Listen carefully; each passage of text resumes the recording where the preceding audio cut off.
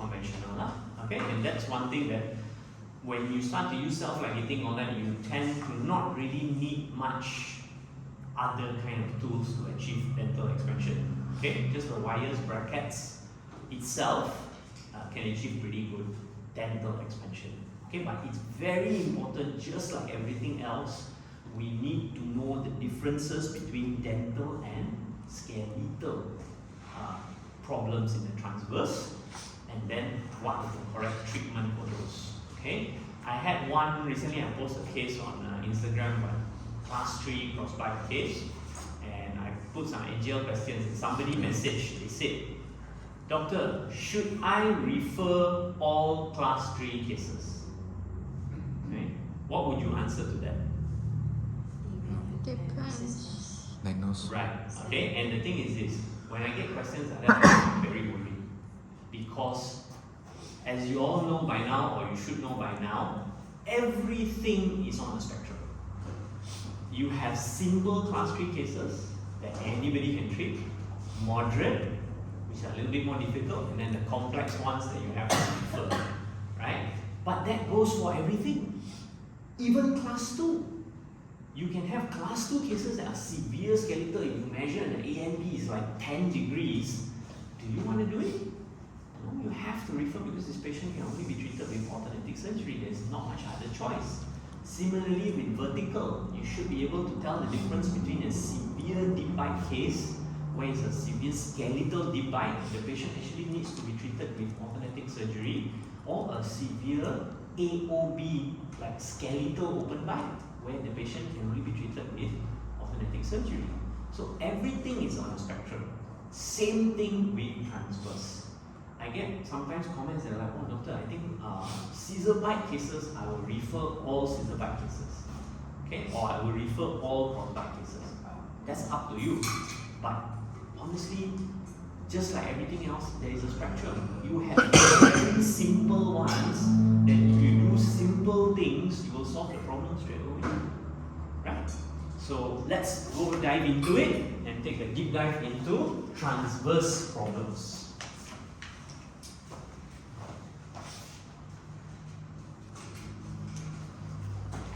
Right, so let's look at diagnosis and etiology. Right, so this is our learning objectives today. We're going to focus on cross bites and scissor bites. Okay, we'll touch on a bit of asymmetries as well.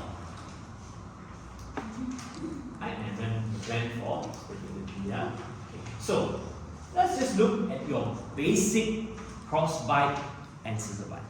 Okay, so posterior cross bites, you all should know the lower molars or posterior teeth are occluding buccal to the upper. Okay, this is sometimes what we call a buccal cross bite. Okay, but normally this is we call cross bite. And then if those molars are occluding lingually instead, this is what we call a scissor bite. Now, it is extremely important that you realize that these two different types of cross bites are very, very different. Because normal cross bites like that are still functional. Patient can chew, patient can bite. Usually, I have got class 3 skeletal camouflage cases where the maxilla is not just short but narrow as well. And because the patient refused surgery, we actually leave them in bilateral crossbite. Nothing wrong. Aesthetically, it doesn't look the best, but functionally it's fine. Because the patient has got no bone already, we cannot expand out. Okay? So this is still very functional. And normally most crossbites, very straightforward, easy to fix. Not really difficult. Scissor bite, on the other hand, is not just a transverse problem, because this has no function. When a molar does not occlude with the opposing molar, what happens? Supra-eruption.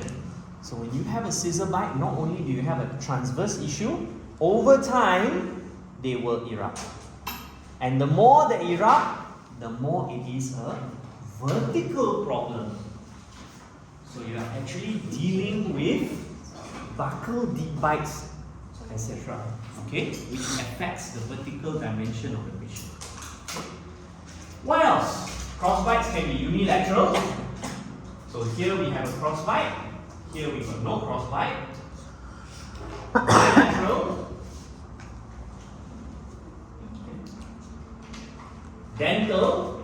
So if you look here, you can see that the upper molars are tipped in. So the upper arch is constricted dentally.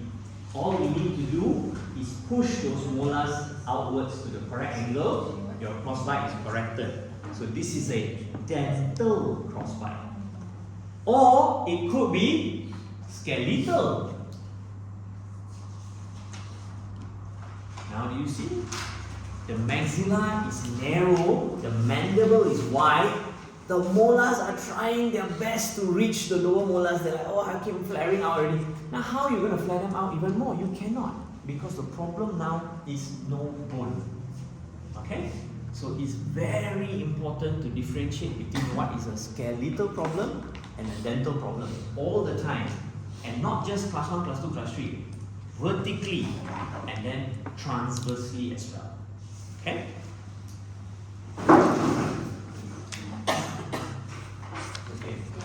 Okay. Alright. Why does this matter? When we have asymmetric crossbites, it can be associated with asymmetric growth. It could be associated with mandibular shifts, i.e. COCR slides laterally. This young man is a son of one of my friends, came to me with an anterior crossbite, 1, 2, and a buccal crossbite on the left. And when we checked him, he had a COCR slide bite. Because of that 1 tooth interference, he's shifting his jaw to the right. So you can see already, right? The asymmetry. But when the child keeps shifting their jaw, eventually the facial structure starts to follow that. And you can see already his upper arch already. See the lip? I think you can. This is becoming from a dental small issue, crossbite, is developing into a skeletal asymmetry. Okay, so when it comes to crossbites, when I see them in children, I want to fix them straight away. Okay, I don't want to wait. Unless it is a decidus crossbite, depending. Like for example, a class 3 in the decidus teeth, sometimes I will wait till they're about 6 years, 7 years old when the permanents are coming out. Why? Because sometimes it self-corrects. Because permanent, as you know, in the upper arch, the incisors erupt more labially. In the lower arch, the incisors erupt more lingually. You don't do anything and it corrects. Right? So this is what can happen, and eventually this thing. So when you see children, if you see children regularly, always look out for any developmental orthodontic problems. Okay? So he's got a COCR slide. So how often do we see all this? Posterior crossbite, 8 to 16% in the primary or mixed dentition, so quite common, yeah? Scissor bites are rare. Okay? Often iatrogenic. Iatrogenic means caused by the doctors or skeletal. Right? But why iatrogenic, I'm also not very sure. What's the most kind of common scissor bite that you're most likely to see? 7. 7s, that's right. Okay, it's very, very common because for whatever reason, posterior crowding. Okay, so the 7 doesn't have enough space. What happens? It gets displaced buccally. And when it gets displaced buccally, when it starts to occlude on the lower 7s, the buccal surface, the lower 7s get tilted in. So over time, the scissor bite gets worse and worse and worse. So even 7 scissor bites, if possible, we always want to fix early. We don't want to wait till later. Because if it goes in like this, to fix it is easy. If it goes like this, now to fix it is going to be a problem. How are you going to disclude so that you can cross? If it goes fully 100%, good luck. This is more a vertical problem than a transverse because you have to intrude everything fully and then only correct it. Okay? Okay, so in most children, if you see a crossbite, always check for COCR sites, because more often than not, it is not a true asymmetry. They have got some dental interference and they are shifting their jaw into the crossbite. So if you can check in CR and the jaw is centered, you need to do something straight away. Okay? Right. So, etiology of posterior crossbite. Skeletals. Constriction of the maxillary arch. Okay? So when the maxilla is a bit constricted, then you develop posterior crossbite. It can be a combination of maxillary constriction and mandibular. Okay, so this one also, if you see this, this is a, so I wanted to show this, hold on. Okay, so you see here, is this bilateral constriction of the maxilla or is this a unilateral constriction? Everybody saw the crossbite on one side and you all said unilateral. Not necessarily. Not necessarily. That's why the moment you see a crossbite, check for COCR slide. Because sometimes what happens is there is a symmetrical constriction. Patient bites cusp to cusp. So they cannot chew properly. They shift like this to one side. And because they are shifting to one side all the time, the dental will compensate. This tips in, this tips out. Okay? So then the treatment is different. Because if they don't have a true asymmetry, when they bite is cusp to cusp, all you need to do is expand the upper arch, your interference is gone. Then the patient is comfortable already, they bite centered. Okay? Because this is the difference between understanding what is a true asymmetry and what is a shift. Okay? I remember there was an exam, last time there was an auto conference for GPs lah. So they asked people to submit their cases for competition. The best case wins.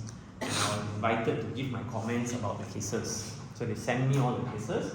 And I went through one of the cases, treated very, very well. One side full unilateral crossbite. And patient had that asymmetry. And they did braces. And after that, patient jaw centered. Very nice results.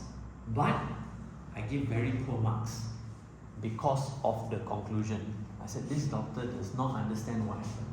Because the conclusion was, fixed appliance therapy was effective in correcting skeletal mandibular asymmetry. Can your brackets and wires move bone? Cannot. So what actually was going on? This patient, this doctor had the wrong diagnosis. This patient has got no mandibular asymmetry. This patient had a constriction of the upper arch. Patient bite down CR is actually centered, but because of the posterior interference, shift to one side and look like it's asymmetrical. So when they expanded, of course, the asymmetry goes, the interference goes away, patient's jaw centers back again. So this is not a real asymmetry. That's why it was fixed. And why I say this is very dangerous, because tomorrow, this doctor may get a real asymmetry case and she will tell the patient, oh, don't worry, we do braces and your asymmetry will be fixed. Which it cannot be, right? So you must be able to differentiate what's the difference lah. Yeah? In fact, I had one patient, young girl, she was 16 years old, came for second opinion.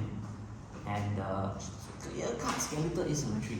And the mother was like, oh, we went to another doctor and they said that just with extraction and braces, they can center the jaw and everything will be fine. I said, there's no way in hell. I asked the girl very straightforward, do you want to fix your teeth, your bite, or do you want your jaw to be straight? She said, I want my jaw to be straight. I said, braces not going to do it. There's no way in hell that braces will do that. I said, they will move your teeth, your jaw is still going to be crooked. The only way to fix it is alternative surgery. And because the mom was a government servant, then they said, okay lah, then I said, I write you a referral, you go through the government system, get it sorted out. So they went government side. Okay, so if the doctor, imagine if they went through that, patient now wants her jaw to be centered, how long worth of treatment, and at the end of treatment, the jaw is still crooked.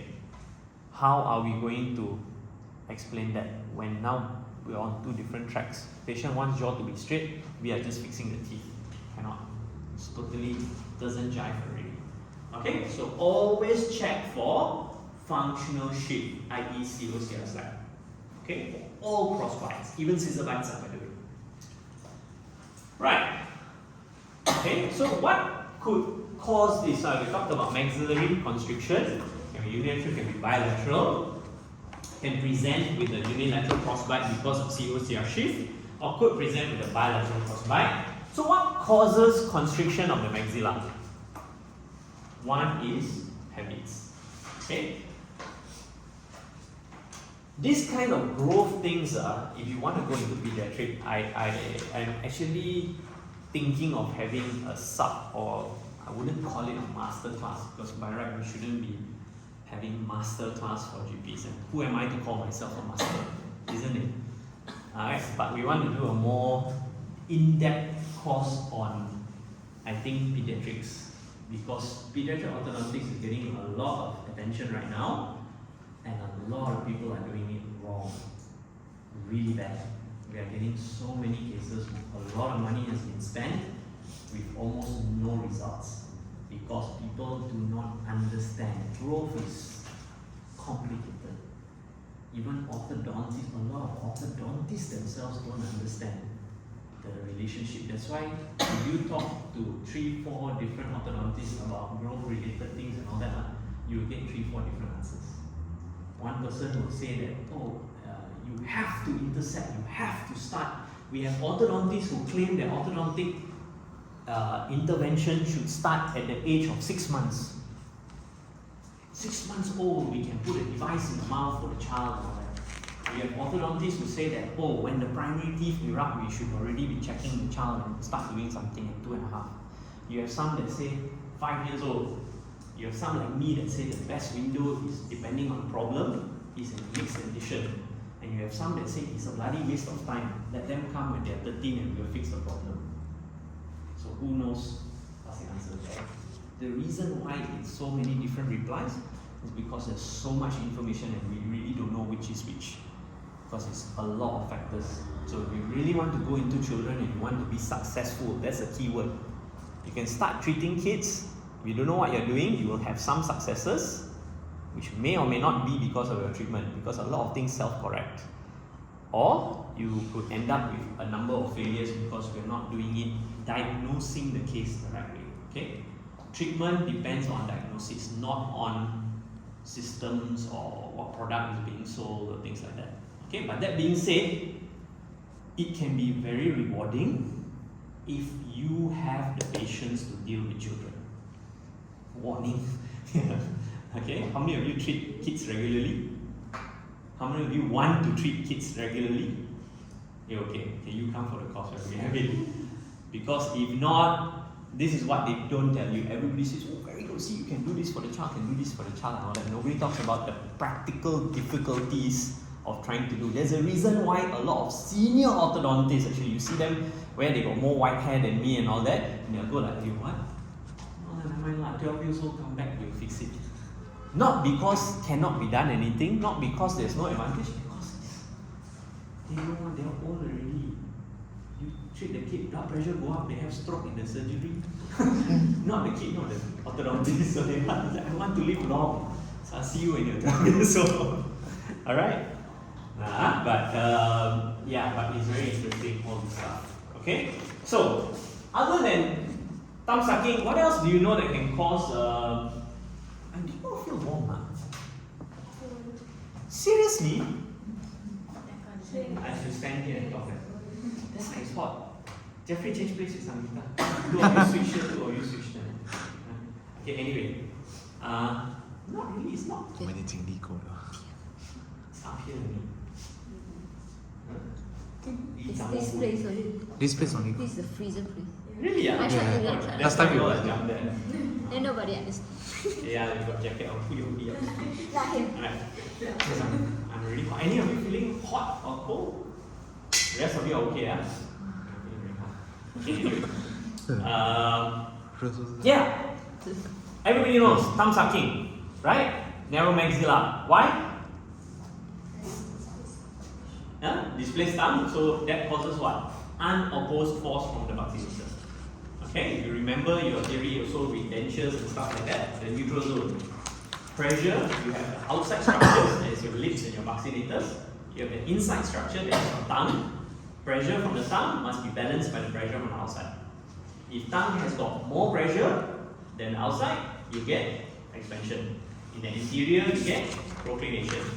If lips have more pressure than the tongue on the inside, incisors will usually retrocline, you divide. If on this side, you get constriction. Okay, in the maxilla or the mandible, right? So when you have a thumb sucker, tongue position is low, buccinator is activated. So the maxilla becomes narrow. What else could cause narrowing of the maxilla? Mouth breathing. Why mouth breathing? Same situation. Open the mouth to breathe, tongue is low. So no tone tongue pressing on the teeth to expand the maxilla. Because the maxilla, you see, this is why there is a lot of debate about treatment for interceptive treatment. Okay, that's why I don't like to go in, because it was the more I learn, the more I see that it's very complicated, and if I start teaching little bit, people get into trouble because they're not looking at the big picture. So you need to be able to look at the big picture and then go into the details. For example, can you treat growth modification, okay, for a class 3 patient, class 3 skeletal? Somebody comes to you with class 3 reverse overjet in a mixed dentition. Can you fix their skeletal pattern? Can? Growing can. Growing can? Age. Age can? Can't? Can? Can? Not taking the risk? Not taking the risk? Don't want to take the risk? If you fix the dental, it might help with the growth a little bit. Taking the risk? The question is, if somebody with a class 3 skeletal comes to you with a mixed addition, can you fix the skeletal?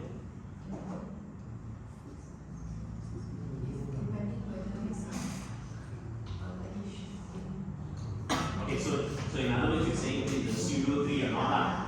Okay, so I've already established it's a skeletal class 3, not a fake one. So do you want to take the risk? No. No. Huh? Yes. No. Refer to next. No. Okay. The reality is this. Where is the problem? Class 3s can be short maxilla or can be long maxilla. And this is where the debate comes in, because the myofunctional guys will tell you, with myofunctional therapy, I give you a mind brace and I give you the exercises and you can fix class 3s. And they will show you the results.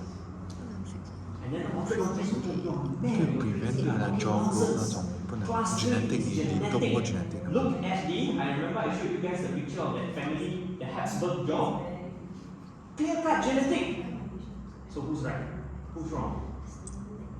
Now we go back to your back to your embryology. Anybody still remember the embryology? Right? Do you remember the term endochondral bone and intramembranous bone? What is endochondral bone? Means it has a cartilaginous origin, right? Intramembranous means what? Comes from? Just forms in the connective tissue. What's the difference between these two? The bone, which is endochondral, will later grow by a cartilage, piece of cartilage we call the epiphyseal growth plate. Okay. Is your condyle, is your mandible endochondral or intramembranous bone? See, this is the kind of stuff that you're gonna have to know if you want to treat kids. You're gonna have to know how the maxilla forms, at what stage in embryology does the plates actually drop down, or do they stay up? All this kind of stuff you got to know if you really want to treat kids. So in the short answer to that, Don't treat. your mandible, Don't treat. the very short answer to that is don't treat. But the not as short answer but slightly longer is that the mandible is both. Up to the ramus is intramembranous. The condyle is formed by cartilage, if you remember. And your growth position or the growth point or growth site of your mandible is the condyle. And the mandible, all endochondral bone or with cartilaginous growth is controlled by genetics. Okay? The maxilla, is there any cartilage in the maxilla? No. The only cartilage in the maxilla you can argue is the nasal septum, which does contribute to maxillary growth. But the rest of it, suture, suture, suture, suture. Here got suture, no, suture, suture. And what do we know about sutures? They can be stretched. They can be stretched. The more they stretch, the more bone you're going to have, right? Which means that the maxilla can be manipulated. It can be adjusted by environmental factors. The mandible cannot. But the growth can be redirected. How do we know this? Because of the studies by Bjork et al. Called Bjork's Rotations and 7 Signs. Okay, those of you who have read the William Prophet book, chapter number 6, I think, is growth. You'll read a little bit about that, and you can see from the antigonial notching that you can change direction of growth. Okay? We don't know is whether you can change direction of growth or direction of the mandible when you stop growing or not. The looks maxing people think that you can. We don't know, we don't have studies. In fact, I'm looking, that's probably one of the studies. Once I retire, I want to do that. Catch all the Manipal dental students and say, you're all going to be my experiments now. See whether we can change the direction of your mandible. And if we can, don't worry, then you will look max, you will look more handsome or prettier. So benefit for them, right?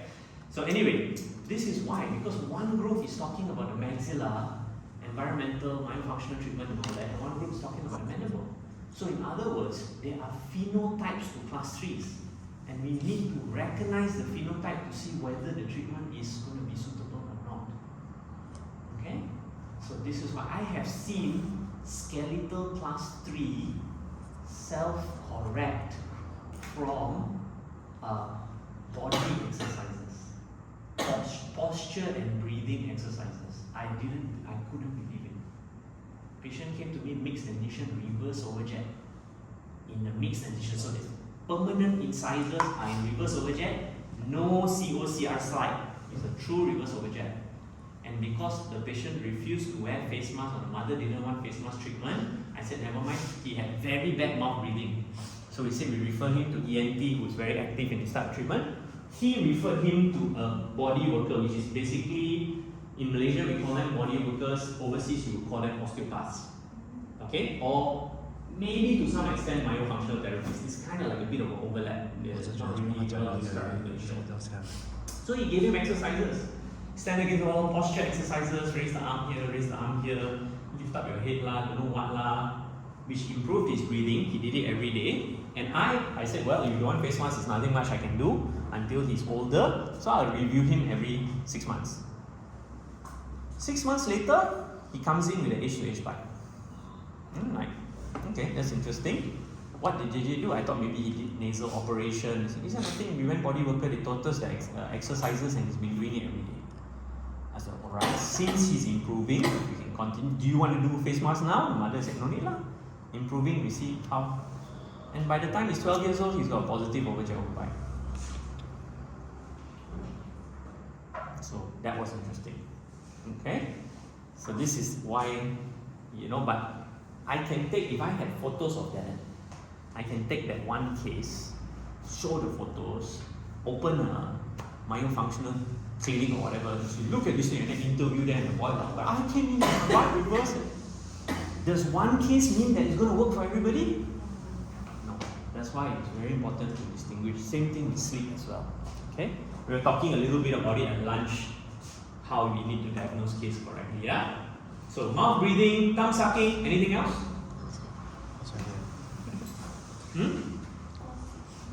Anything else? Does tongue tie cause maxillary constriction?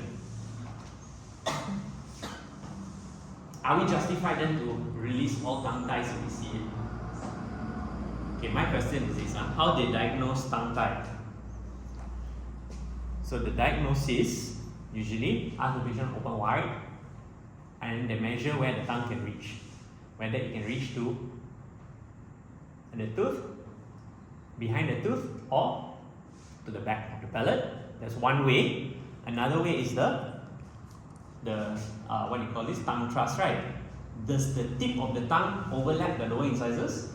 Does it just touch the lower lip, or can it go beyond the lower lip? Okay, that's another way. My question is, what does that have to do with the tongue touching the palate? Tongue is not resting on the belly. Hmm? If there's tongue tie, then the tongue is not resting. Yeah, but you're testing with the mouth open. Close your mouth now. Touch your palate, your tongue to your palate. How high does your tongue have to go up when the mouth is closed? Little. Mid-palate. Barely.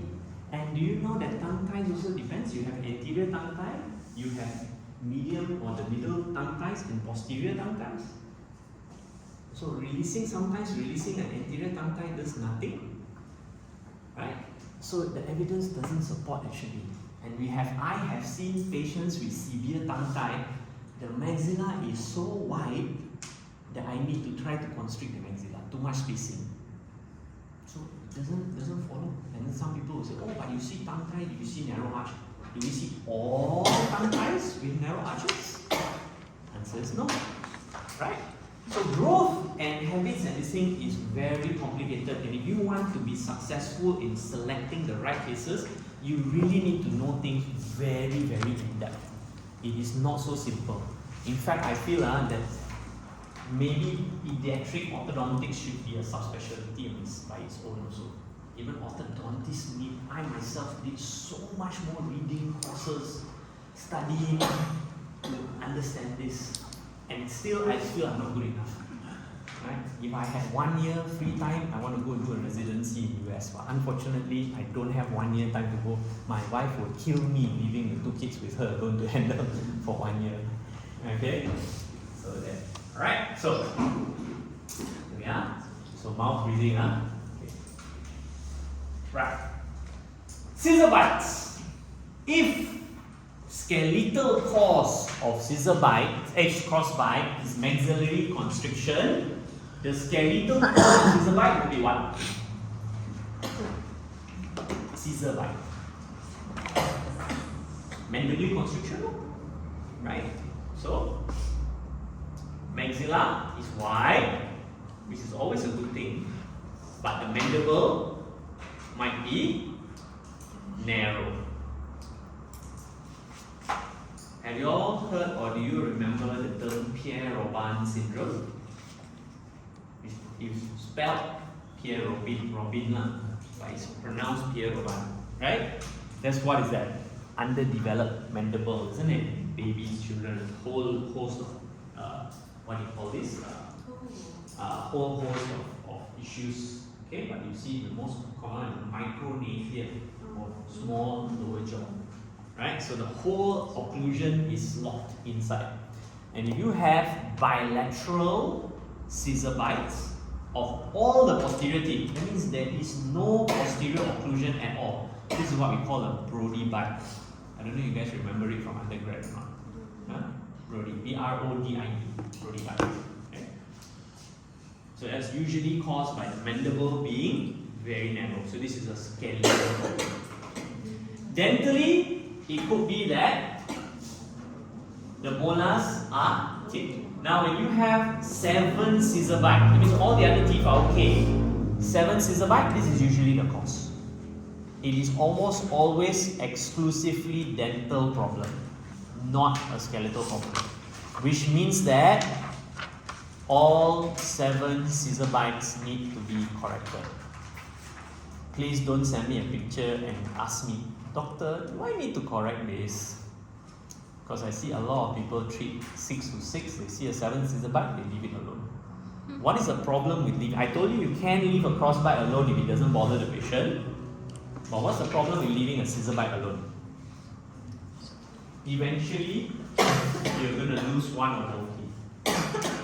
Because it's just going to go like that, like that, like that, like that. And then once it goes to a critical angle, there's no support when the patient bites. Also underneath you can't clean, you start to get perio bone loss. And perio bone loss, and then eventually it's mobile and has to be extracted. Okay? So we must correct scissor bites. Okay? And then, this is where the biggest problem comes. The over eruption. Because to correct it, they have to cross each other. And at the 7, how are you going to disclude? Because, remember, posterior disclusion, for 1 mm you disclude at the posterior, anterior will disclude by how much? 3 mm. So if they are over erupted by 6 mm, you want your patient to be walking around with a 20 cm open bite.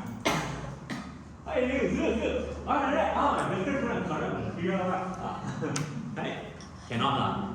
Okay? So then you have to improve. Okay? So growth considerations. For cross bites, scissor bites in growth, it is very easy to fix. We can expand the maxilla very easily in growing children. Okay? In adults, skeletal expansion is a lot more difficult. Now the hot term is MARPI. You all heard of MARPI? Right? Everybody, in fact, like I mentioned yesterday, people are starting to call my clinic and ask, do you offer MARPI? And when they ask like that, I say no. Because I don't want patients who are self-diagnosing and self-determining their treatment. Right? You have an issue, you come to us, we will determine what is the best course of treatment for you, not provide you a treatment that you are demanding. This kind of patient are already red flag already. Okay? And MARPI also, now as time goes on, more and more people are doing MARPI. You must remember, MARPI only very recently has become popular. Okay, previously MARPI has been around since I was postgrad, sorry. And early studies didn't show much difference between MARPI and rapid maxillary expansion when we were doing it in children and teenagers. There's one study from University of Nijmegen. The supervisor was Dr. Anne-Marie Kapers-Jakman, and she published the paper and they saw CBCT, barely any difference, barely any clinical difference. This is the difference. You must read the details. Because many people will say there was a significant difference between the results. Significant can be statistically significant or can be clinically significant. Now, if I do normal expansion in a child and I'm able to expand to a maximum of 9 millimeters, okay? And if somebody who does MARPI in a child is able to expand to 9.8 millimeters, it is statistically significant. But is it clinically significant? Does 0.8 justify putting, this is what a lot of people don't know, MARPI requires screws that are bicortical. Do you know what bicortical means? It means go in the palate, come out in the nose. Yes, your palate has got 2 cortical plates. One cortical plate is facing your mouth, the other cortical plate is facing your nose. For MARPI to be effective, it has to go through both cortical plates. One of the person who's most experienced and most well trained in this is actually Dr. Evelyn from Masa. And I was talking to her about this. I said, that we sometimes can see the tat in the nose. You see, yeah, sometimes you can see a tiny bit. It's possible. And the number of complications that can happen if you don't diagnose the case correctly. Because MARPI is actually now, they've started using it only late teens, early 20s. Even beyond 24, 25 already, they're starting to see complications. That means still going back to surgery, SARP, surgically assisted rapid palatal expansion. And right now, we still don't know the protocols. So many different MARPI, dome, all sorts of new ones coming out every other week, right? So do not get involved in this until you are much more senior and able to deal. One of the, I think I mentioned yesterday, I've mentioned before, right? MARPI got potential complications. Have I like maxillary fractures. Can be zygoma, can be frontonasal, sometimes very severe, might even involving the eye. Okay? Right? Okay, so let's jump to classifications. I already kind of covered. Okay, so for posterior, you have unilateral, bilateral, dental, skeletal, functional, non-functional. Scissor bite, unilateral, bilateral, and sometimes skeletal. Okay? If comparing cross bite, unilateral versus bilateral, unilateral is more common, usually associated with a COCR slide. So always check for the COCR slide. Facial asymmetry is quite observable usually. Skeletal base will be a bit asymmetric or sometimes a lot asymmetric. Bilateral, less common, usually no COCR slide because the patient can bite functionally on both sides. Facial asymmetry, usually unlikely, and patient has symmetrical constriction of the maxilla. Okay? So, let's look at the clinical features of cross bite. When the patient bites, you see the jaw deviating to one side. Midline deviation could be a true asymmetry or could be a functional shift. So we ask the patient to bite in CR, watch the lower center line. Do they touch center line is correct and then shift? Or do they bite straight away the center line is off? That will tell you if it's a true asymmetry or a shift. Okay? You can see the shape of the maxilla is usually narrow. And you see the recession on this side? Why? Because dental compensation. This case is a true asymmetry. So dental compensation, the upper right side is trying to dip to meet the lower teeth. So it's already pushing against the bone. So to correct this, I cannot expand this dentally anymore. Because if I expand dentally, you will get even more recession. Unless we do a bone graft and gum graft first, then maybe we can consider. Right. Scissor bite. Now, if you see here, this is a bilateral scissor bite. 6, 7, 4, 5, 6, 7. Okay, really bad one. And you can see how, as we go behind, you see how the 7 is severely over erupted. Right? It's 100% scissor bite. So normally we look at the scissor bite. You can tell the difficulty by 2 ways. Number 1, how many teeth are in scissor bite? Honestly, if more than 1, it's already difficult. Okay? So 2 or more, okay, one side scissor bite. Okay, even 2 teeth in scissor bite you might want to consider. Okay, so number 1. Number 2, how much overlap? So we look at it as how many mm, okay, overlapping. If it's mild, you can open up the bite and correct it, no problem. Anything half molar or more than half, you actually need intrusion already, which means that we need molar intrusion. And if it's more than, if it's full, even with molar intrusion, you may not be able to correct. So I would recommend you only touch scissor bites that are not more than half molar coverage. Okay, so it's 100%. What can we do? Let's say it's a 7 scissor bite. Okay, we take the OPG. First thing we look at, does this patient have 8s that can come out? So, if the patient has 8s that can come out, what can we do? Take out the 7s. Because this is the other thing. With scissor bites, you probably cannot correct it if you don't remove the 8s. Because the impacted 8s there will be. Remember, the etiology of a 7 scissor bite is usually posterior crowding, which includes the 8s. So if you don't relieve some space, you can't correct the scissor bite. So if you're gonna take the 8 out anyway and struggle to correct the 7, you just take the 7 out and let the 8 drop into place. Okay? So that's why single tooth scissor bites, you look how severe is it, how much coverage, is the aids present or not.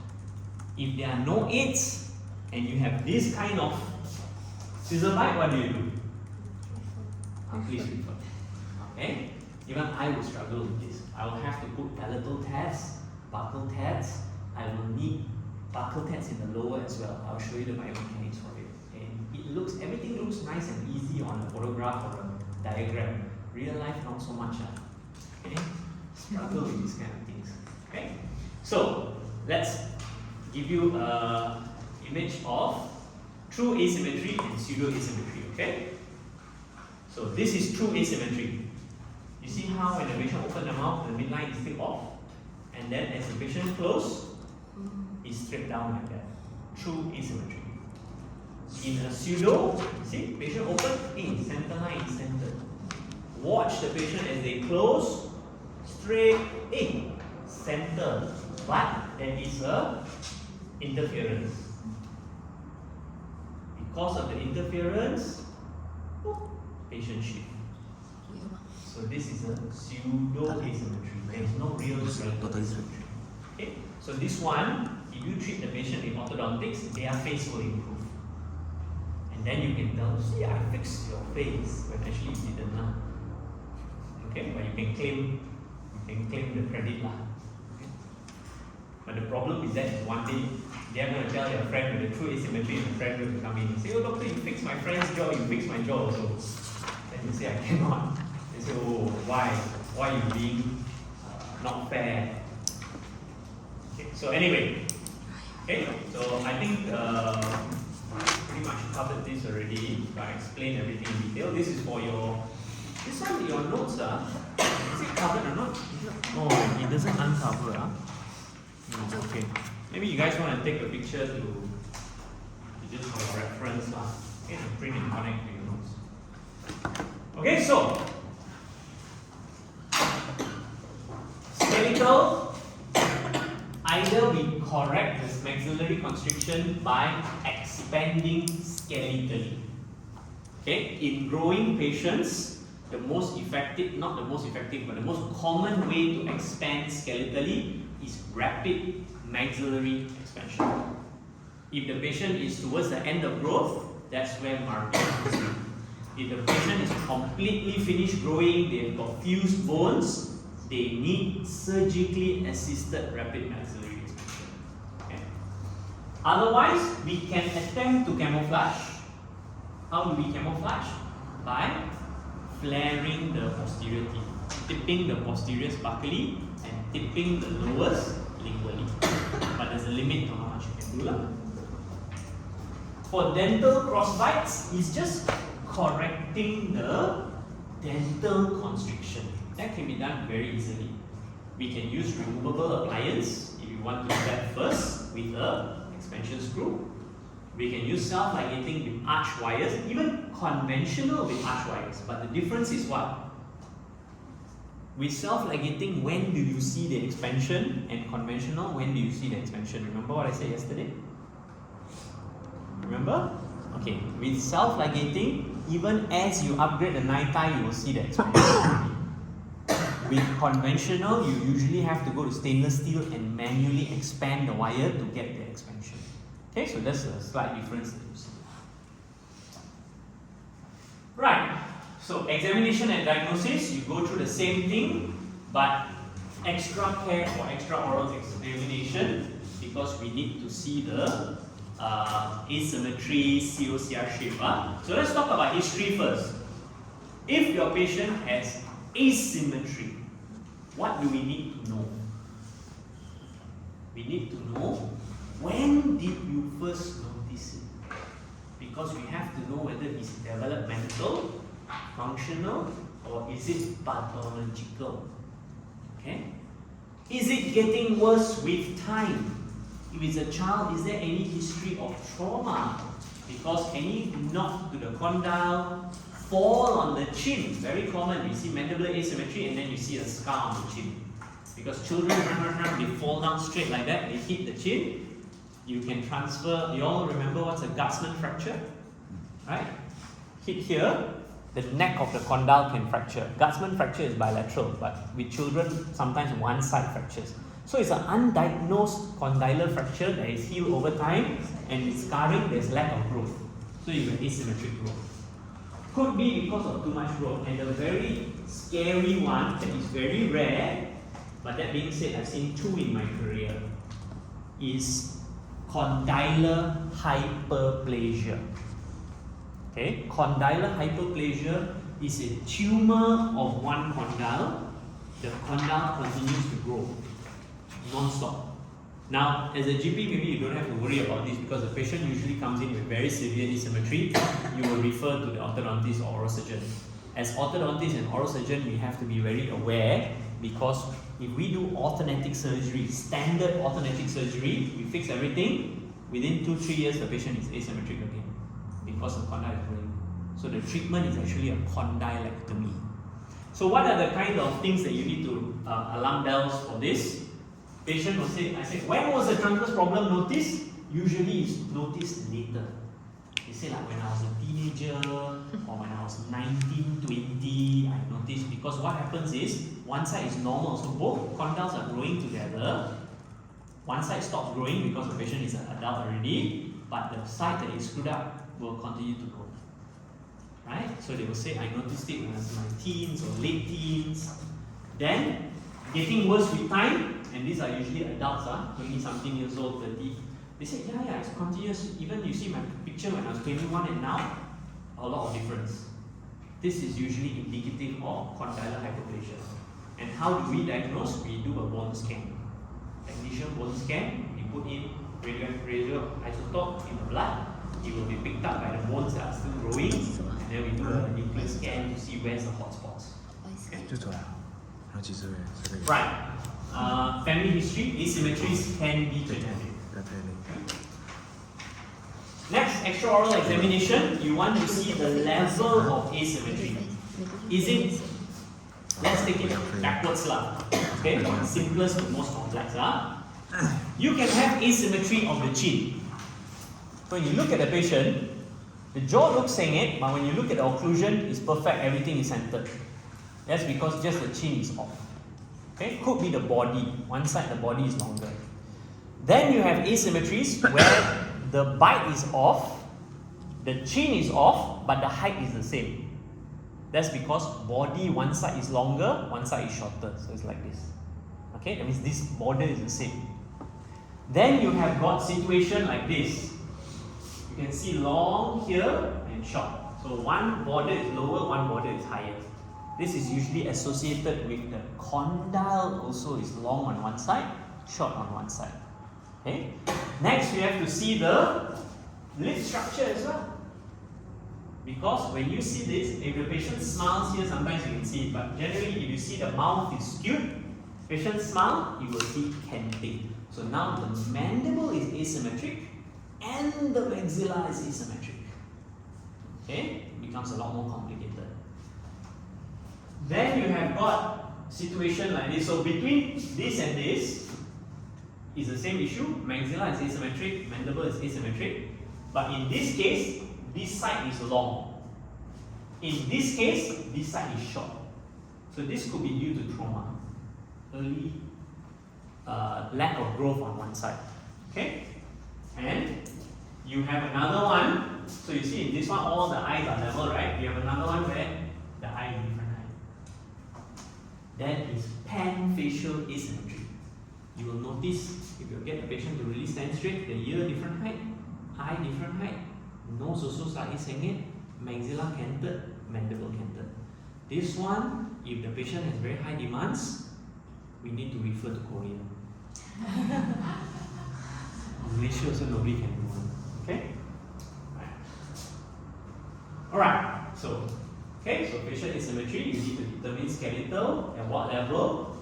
Maxilla, mandible, is it condyle, ramus, body, chin.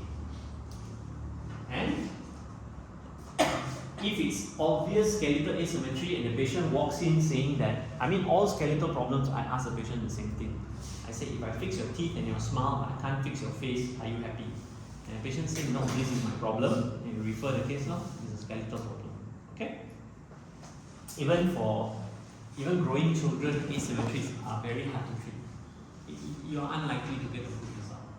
Right? And I have one patient, the most interesting one I've ever seen. I had a young boy, but he basically doesn't have a condyle on one side. So I used to see him when he was about 6-7 years old, very severe asymmetry, and I had recommended them to go to I spoke to the Professor Rama and UKM and all, because only they do this type of works on. And he said the most we can do is an external bone osteodestruction. So they will put a metal bar that is outside of his face with a screw, and then they will have a section that is drilled into one side of the bone and one side of the bone, and you turn to get it to grow longer. External, like how you do make legs longer, you can do that for the jaw also. But the mom took one look at the photograph, she said never mind. Now he's back again at, I think he's 16 now, he came, and they were like, now we maybe you want to do surgery or something. I said then I'll speak to Rama again. I said this type of thing I'm not going to handle. Right? This is already under facial deformity kind of situation. So all sorts of things like this. So if you look at this guy, what do you think is the problem here? Chin. Actually, not just the chin, it is the mandible also, because you see this border and this border is a bit different. Okay? But maxilla looks okay. The lip line is not so skewed. Okay? Right? So you can see when he smiles, actually his upper is not hinted. Only the lower. So it's a mandibular problem. Okay, so we need to know what level.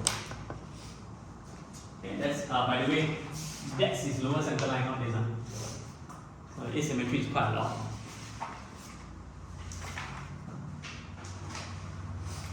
Right. What about this case? Where's the problem? Maxilla and mandible. Okay. Usually you will not see canting without mandibular asymmetry. It's the mandible that is asymmetric first, which causes the maxilla to cant to follow the mandibular asymmetry. So it usually comes together. Right. So that's why, let me ask you this. Right. You all know that for canting, we can use TADs to intrude the part that is low, right? So you do this, the patient is canted, you intrude. What happens to the occlusion on this side? Open bite. So you actually have to extrude the lower then to match it. Okay? Right. So what we want to know here, is it dental or skeletal? We check for COCR shift. We check the number of teeth in crossbite. The more teeth in crossbite, the more difficult the case is going to be. Where's the problem? Maxilla or mandible or both? Look at the midline. How far away is the midline? The further away it is, the more difficult it is. And can the teeth be tipped, buccal or lingual? In this case, do you think you guys, if I say that he's got no COCR slide, do you want to treat this case or you want to refer? Refer. I was expecting a slightly faster answer. Please refer. Yes. Okay. It is really bad. Okay. It's complete, basically complete crossbite. One full unit asymmetry. You can't expand. You see the bone is already quite thin. Okay. Actually, this is a surgical case, but I could probably camouflage it if, I mean, we did camouflage it because he didn't want surgery, but we warned straight away that he will need to do a grafting on this side. Okay, because when you force it, recession is very likely. Right, radiological, OPG. What do we want to see? Here, look at the condyle. You can look at the ramus. You can look at the body. How do you look at the body? Normally what I do is I see around the 8s. Got space left and right. How's the situation? When the body is long, you can see that around one side the 8 is very nice. You can erupt, there's a lot of bone there. One side the 8 is like impacted. Usually it means the body is a little bit short on one side compared to the other. You can make out here. You know, this is here. And then here the vertical is more here. It seems like a bit more space, a little bit Honda, a little bit Rimmers, a little bit body lah, this guy. Okay? Right, let's say this is another indication of asymmetry. When you look at the let's say, you see two lower borders of the mandible. And the further apart they are, the more likely the patient has got asymmetry. Or what could be the other possible explanation? Your nurses and later did this. Okay? Right. And finally, diagnostically, if the patient has facial asymmetry, we need a PA set. So now you got your OPG, you got your lateral SAF, you got PA SAF. Rather than taking these three, what should you consider then? Might as well just take a CBCT now. Okay, since you're taking so many X-rays, might as well just take one full face CBCT. But this is a bit of a problem because most of the places I know, even in Malacca, all the CBCT places that I sent for CBCT, they cannot take a full face. They are all quadrant, and this is what a lot of people don't do their research when they buy equipment. There is a reason I don't have a CBCT in my clinic right now, because you have something called field of view. So field of view, usually a lot of the CBCT machines that are affordable are one quadrant, about the size of one quadrant. And then they tell you, oh, don't worry doctor, because now technology, you can, if you want the full face, you take 4 and the AI will stitch it together. It is highly unreliable. Because I work with my orthodontic surgeons where they need CBCTs and all, they say, no way will we use stitching for this kind of things because it's inaccurate how it joins the segments. So I, as an orthodontist who does orthodontic surgery, I need full face X-ray, CBCT. But my associate who does implants and some do RCT, they need small FOV. So I need a big one, they need a small one. So what I need in my clinic is a variable FOV, which means the CBCT can go small, can go medium, can go big, can do everything. Those are $500,000. I heard now the price down maybe about 350 to 400. Okay? So you really don't just look at the price, look at what you're getting for it also. That being said, China are probably a lot cheaper, right? Don't worry, we can get from China soon. Right. You keep me updated, I keep them updated. Okay? Part 2, alright, treatment modalities start. Crossbite treatment. So crossbite, generally what you're going to do is you're going to expand the maxilla. You may constrict the mandible a little bit by tipping the posterior teeth inward. That's about it. Mostly it involves maxilla. Because you cannot expand the mandible.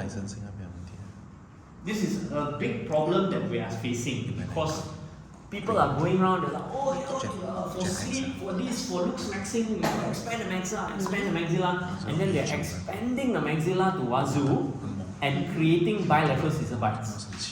And you cannot expect then the mandible to fix. How are you going to expand it? Mandible cannot be expanded skeletally. There is no suture. Maybe very young kid possible because the meat of the bone might not be fused. Alright, but if not, cannot. So all we can do is upright.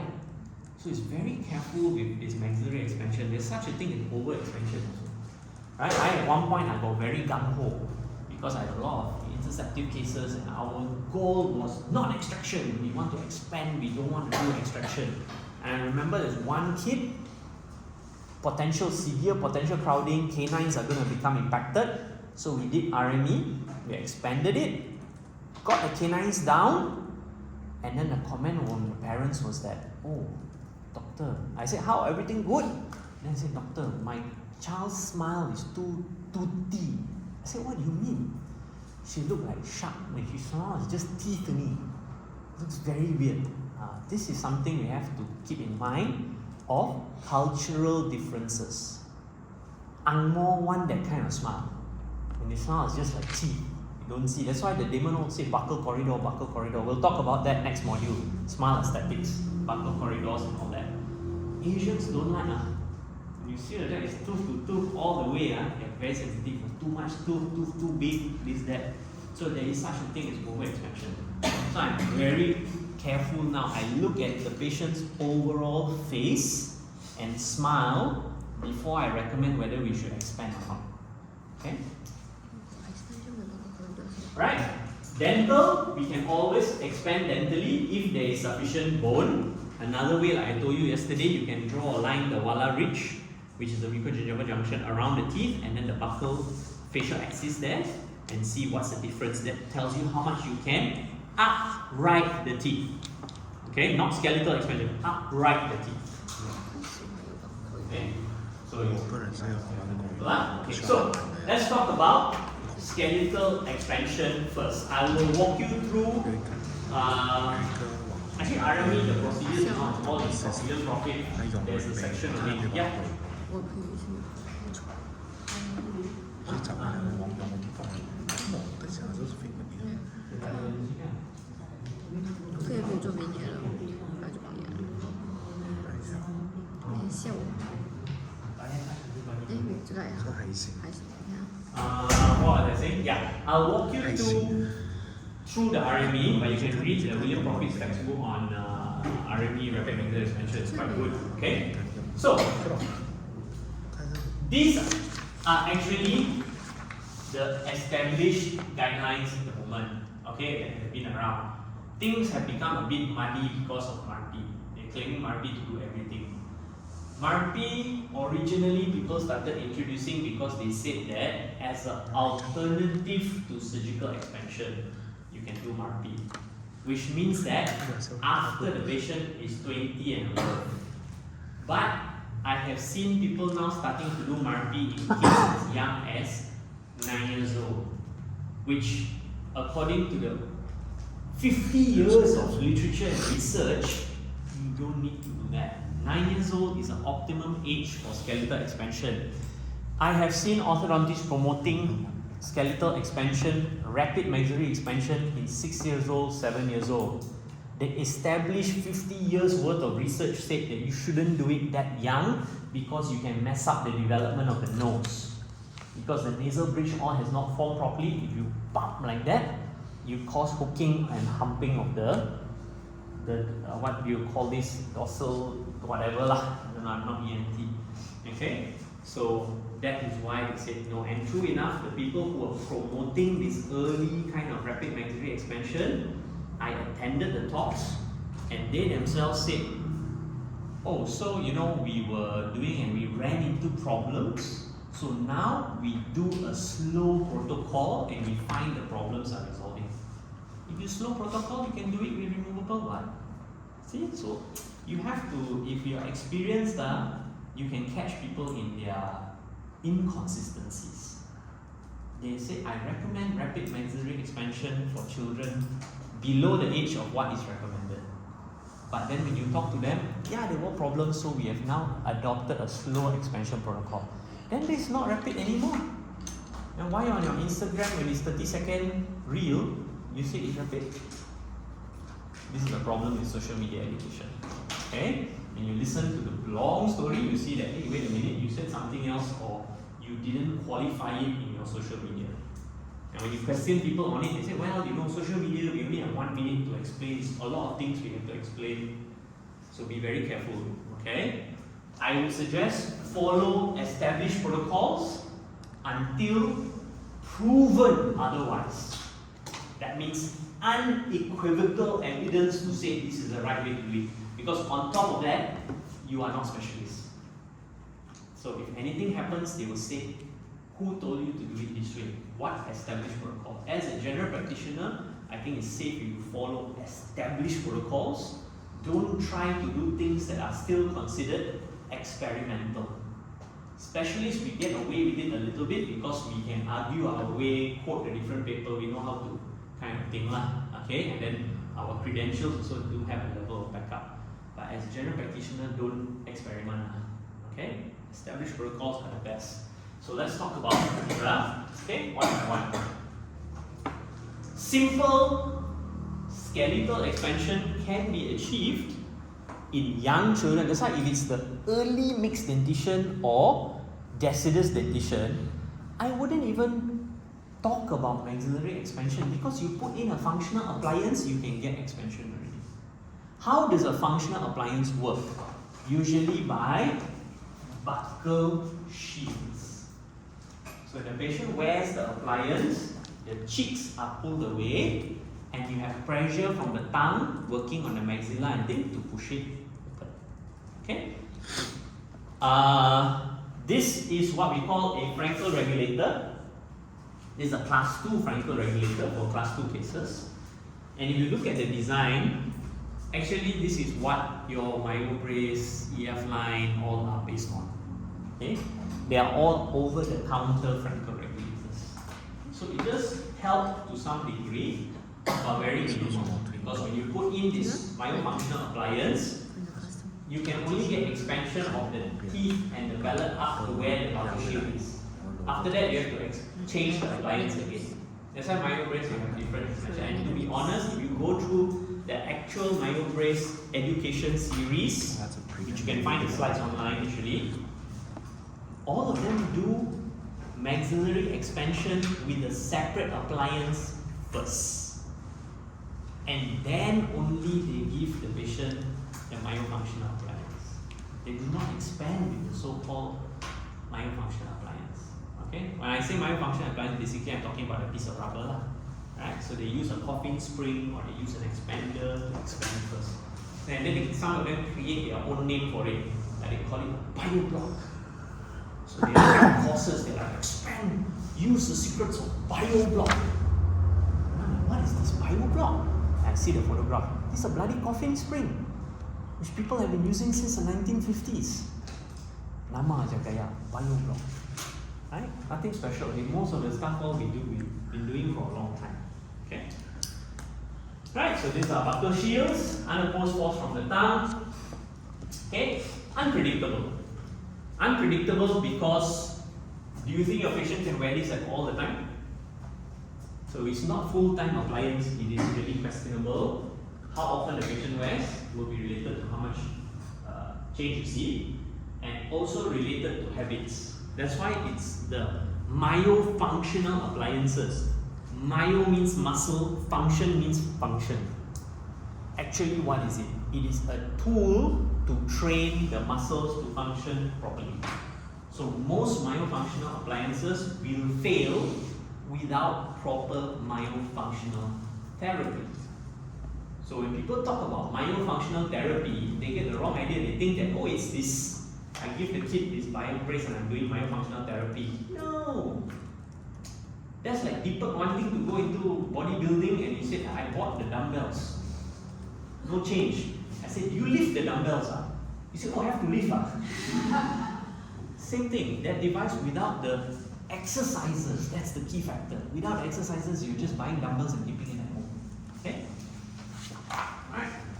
And then, like I mentioned, it's limited, yeah? Okay, next. This is the same. Okay? Alright. Interestingly, there is a little bit more evidence to support the findings that I have found for most of the literature in regards to myofunctional appliances like this.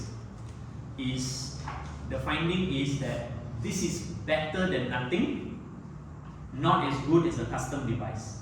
Whether it's class 2, whether it's class 3, whether it's expansion, whether it's training. Okay?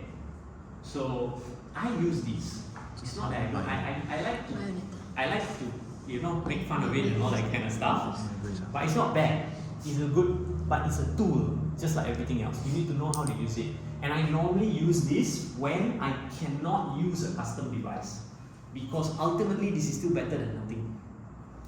Right? Skeletal expansion. I want you guys to pay close attention to this, because I think now, guys, I don't know, I am running out of RMEs in the last 6 months.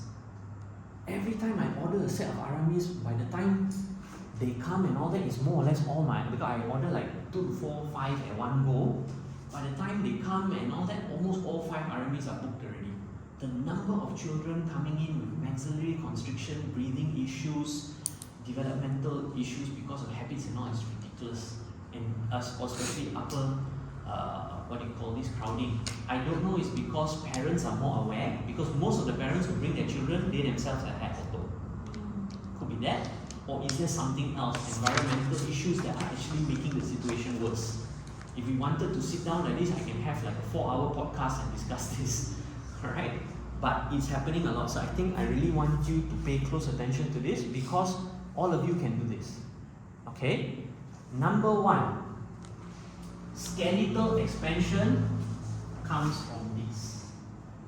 This is your midline or mid-palatal suture. What happens is we are trying to separate the two bony parts. In between there is fibers. When we separate it, the tension will bring bone in. Okay? So you can expand skeletally. The simplest device to use is a Hyrex expander. I will show you after this. Okay? All the systems, basically, the thing is this. This is a jack screw here. We turn the jack screw, it normally will expand 0.25 millimeters laterally. Okay, each turn. Depending on the brand, sometimes I've read that it's 0.2, but the ones that I have is 0.25. Okay, so one turn, 0.25. 4 turns will be 1 millimeter. Okay, now these have got different sizes. If you go and purchase, they will tell you 6, 8, 10, which means 6 mm, 8 mm, 10 mm. That is the maximum number of the maximum amount of expansion that you can achieve. Okay, so 10 mm maximum will be 10 mm lah. Okay, you won't see 10 mm dental expansion, skeletal expansion, because you lose some of it within the tension of the tissues. That being said, some people will go like, oh, like that, good, 10 mm is the best, because if I need 6, I'll stop at 6, you think, so I will buy all 10 mm. Yeah, a little bit of a problem, because the maxilla is constricted. The bigger ones are wider. You may not be able to put it in the mouth. So sometimes you've got to measure and see what you can fit. And there are times where we do 1 round of expansion and we change the appliance and continue a 2nd round of expansion to get how much expansion we need. Depends on the severity of the case. Okay? So, alright, so these are the different types of expanders. So this one is probably the easiest for you to issue. You take an impression or a scan, nowadays you can use a digital scanner, and you send it to a lab and they will make this type. Okay, this is an acrylic splint type. And you will cement this to the teeth. Benefit, there is an occlusal splint or occlusal disfusion. Okay, so that if there's a lock crossbite, you unlock it, so when you expand, it's very easy to expand. That's an advantage. Disadvantage, oral hygiene. Okay, you can get plaque trap, it's difficult to clean. And how long do you think you need to keep your splint for? 3 months. Huh? 3 months. Yeah, 3 months is minimum, because bone formation takes 3 months. Sometimes we go up to 6 months for stability, right? So the potential for caries underneath is quite high lah, number 1. Number 2 is removing it. I used this before in mixed dentition cases, and usually when we remove it, there is an inadvertent deciduous extraction one shot. Because the root becomes mobile during treatment, there's no root already, so when you extract, the deciduous teeth also come out, and because it's been covered for a while, the tissues are all very inflamed, and then you will bleed, and if you don't warn the patient beforehand, the parents will be like, panic, why is my child bleeding, what did you do, and all this kind of stuff. So you just got to be prepared for that lah.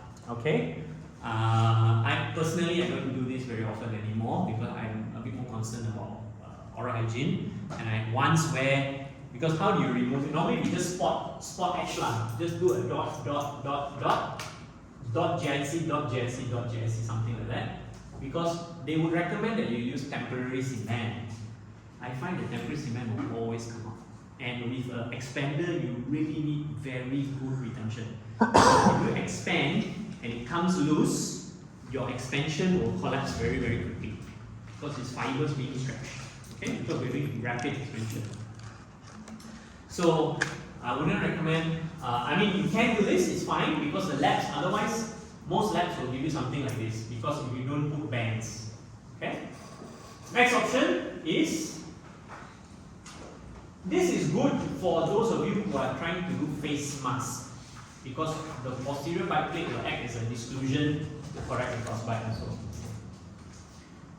Next, we have the Haas expander. Don't waste your time with this. This is very old. We don't really like to use this anymore. There was an argument that this is good because it's pressing on the tissue. So some of the load is on the bone, not on the teeth. So the argument was that you get more skeletal expansion. But you can imagine, if you are pressing a piece of acrylic against soft tissue like that, you are going to get some tissue irritation and all. It's not so good. I don't like that. Okay, and this screw, this is actually, oh no, this is also a strong expander. Okay. Okay, so tissue inflammation is very common in these type of cases. This is the most common, Hyrax expander. Right? I'm sorry, you can't see, but this is a molar band. Okay, this is a molar band, this is a molar band. So the same way you make a TPA or a NANS, this is the same way you do a Hyrax expander. You fit in your molar bands, you take an impression, take out the molar bands, put them into the impression and pour your model. Then you take out your model with molar bands in place, you send that to the lab, or you can do it yourself if you want to, and the lab will solder the Hyrax. Make sure that they have got extension arms all the way up to the D or the 4, or even up to the K9 if you want to expand the teeth as well. Okay? Because otherwise when you go down, when you expand, you see the molars expand tremendously, and then the 4s are still, don't really expand that much. Alright. Why is it called Hyrax? Anybody knows? It's short form for hygienic expander. That's why. Okay? And you can leave this for a long time, so patients are really quite comfortable, very little issues normally.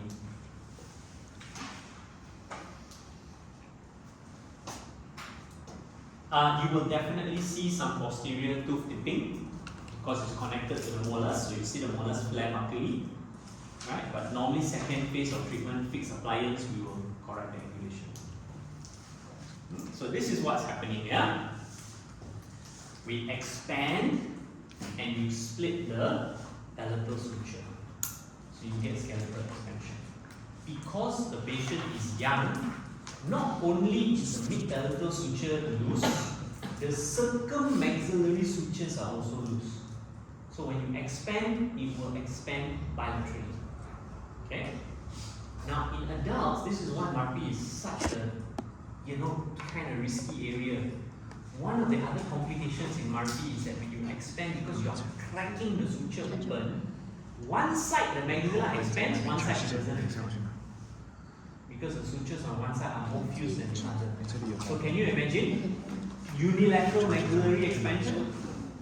You will create this very unsightly facial asymmetry. It looks weird. Right? So most of the people I know who do MRP, they only do it for severe OSA patients.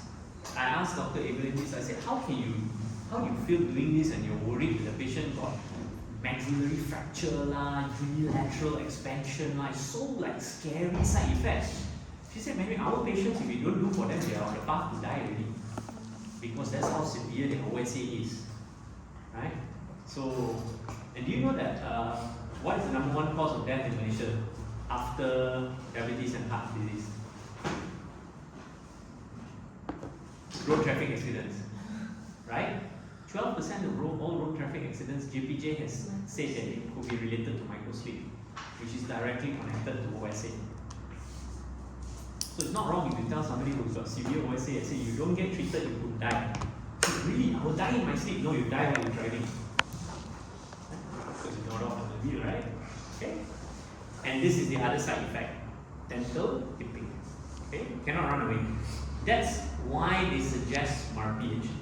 Because MRP, with screws that are connected to the bone, you don't put force on the teeth. So you get more skeletal expansion, less dental tipping. Okay? But interestingly, there are studies that show even without any connection to the teeth, you still get dental tipping. Do you know why? Because your maxilla is a pyramid shaped bone. So when you expand the maxilla, it's not doing this, it's doing this. Okay? So actually you will see the molars tip buccally as well. Right? And because molars are tipping buccally, palatal cusp will come down, it opens up the bite. So warning, maxillary expansion in open bite cases is very, very, very dangerous. Okay? I would advise you, if you have skeletal problems in more than one plane, that means 2 dimensions or more, best to refer. So you've got maxillary constriction, you've got an AOB, probably better to refer. Okay? Right, indications for RME. You can change this to 9. Okay, cancel 12, put there 9. Now it's okay to do it 9. I wouldn't recommend for you to do below 9. Okay? Right, unilateral or bilateral cross bites. You should have a crossbite diagnosis. If you have a nice aligned arch, the width is good, why are we doing expansion? Right? And then some people will tell, oh, because we want to treat OSA. My next question would be, do you have a SIP study diagnosis of OSA? You have to justify your treatment. Okay, we have a bit weird things going on nowadays. We don't want to be one of those people. Right? Cleft lip palate patients, this one you refer, you don't do cleft lip and palate. Okay? And in cases where we have moderately crowded arches, we can expand to get some space to align. So I see a lot of children around 10 years old, we look at the arches narrow, sometimes there's crossbite, and then we look at the potentially impacted canines.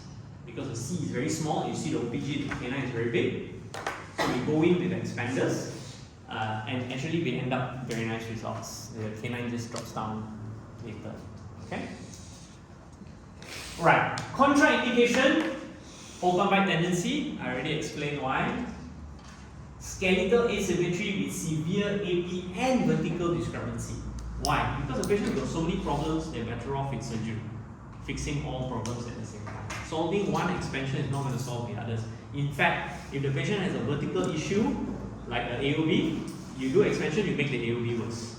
If the patient is a class 2 skeletal with a very short mandible, you do maxillary expansion, you could worsen the class 2 because the mandible rotates down and backwards. Okay? Very young patients, this is what I said, not less than 9 years old. Anything below 9, we do slow expansion. Okay? I'll discuss the protocols after this. So, clinical consideration, what else? How much we need to expand. This guy's one, this discrepancy is so bad, and the amount of recession is so bad that just rapid maxillary for skeletal expansion with the device alone may not be enough. We have to distract the 2 pieces of bones way more. So normally, if it's larger than 5 millimeters, we have to consider surgery or surgically assisted expansion.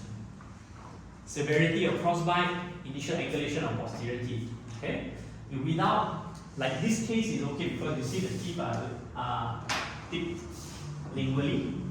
So you are going to expand even upright as you expand. Even though it's skeletal expansion, we get dental effects as well. Okay, but if they're already very flat buccally, you got to be a bit careful. Right. Okay, so these are your rapid maxillary expansion protocols. 1 to 2 turns of screw per day for about 1 to 3 weeks. Okay, if you do 2 turns a day, it's 0.5 mm every day. That is 3.5 mm a week. Times 3, 10.5, 10 mm, which is the max on your expander. That's why 1 to 3 weeks. Okay? So that's why rapid expansion is only 1 to 4 weeks. Usually we have less tooth tipping, we have more skeletal effects. Slow expansion, you can do it with a fixed Hyrax, or you can do it with a removable appliance if the patient is still young. Generally, it is more dental. But the argument for slow is that, oh, you know, less tissue resistance, so the bone can expand better and all that. Evidence is not really conclusive on that. We do 2 to 4 turns per week. So I normally tell my patient 1 turn every alternate day. So Monday, Wednesday, Friday, turn. So now the total is 0.75 per week. Rapid was how much? 3.5. So you see it's a very big difference. Okay? So slow is same. Normally what I do, if my patient is between the ages of 9 to 12, I will start 1 turn a day for 1 week, just to see how they feel. Because now we know there are children even 12 years old, the palatal suture is fused. There are kids who are 17 years old, the palatal suture is open. Very big inter-individual variation, really big. So a lot of people, especially for those doing MARPI, they now take CBCT and there's a grading score for the suture, whether to do rapid or slow. So I normally do 1 turn a week to see how the patient is doing. If they're having pain, if they feel that it's uncomfortable, tight at 1 turn a week, we maintain 1 turn a week. Or we drop to slow, 2 days once. If the patient say, oh, 1 week I didn't feel anything also, we jump to 2 turns per day. Okay? And then when we start doing 2 turns per day, what you will see is what you will see is, oh, I don't have it here. What you will see is a median diastema. Okay? Because the palate shelves are opening up in the center. So you'll see a median diastema. That's how you know it's working. And you should warn the parents about it. That, you know, if it's working well, there will be a gap opening up, but don't worry, the gap will close on its own. Why? Because the interseptal fibers will pull the teeth back together again. Okay? So, just to recap, rapid maxillary expansion, okay, between the ages of 9 to 15 is usually very reliable, but start 1 turn per week first. For ages between 9 to 12, if the patient is comfortable, up to 2 turns per day. 1 turn per day, sorry, for 1 week. And if comfortable, 2 turns per day for a maximum of another 2 to 2.5 weeks. Okay? Now, and usually during this period, I see the patient every week. Because I do not want over expansion. You can expand and go into scissor bite on both sides. It has happened to me before because I did not monitor the patient. I said, never mind, after that you come back 1 month. Big mistake. So now I see the patient every week so that I can titrate the amount of expansion. Okay? And if the patient is more than 12 years old, you need to be a bit careful.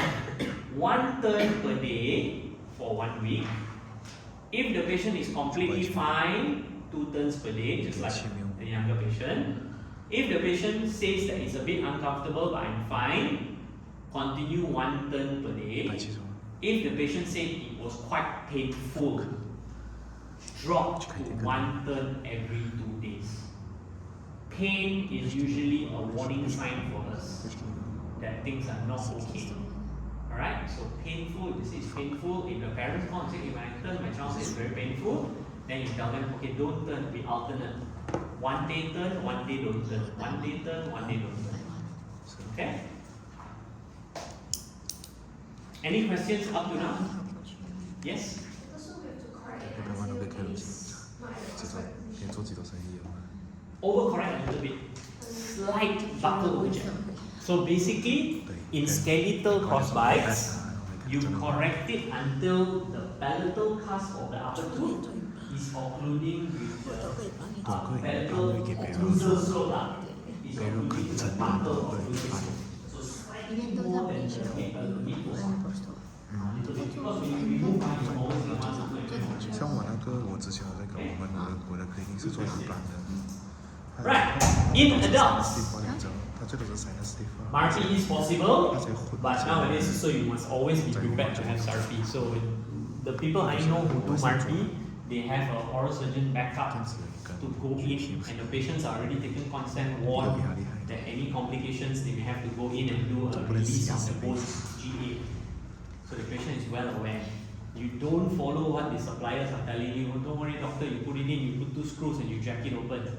When there's a maxillary fracture or something, the supplier will disappear. Okay? Right, so this is what I was telling you. 啊，第二个呀， This is the nose. 第二个就 This is 打 the screw. 打进来， Goes through the next bone into the nose. 有没有没有错？ And two on each side. Okay, see here?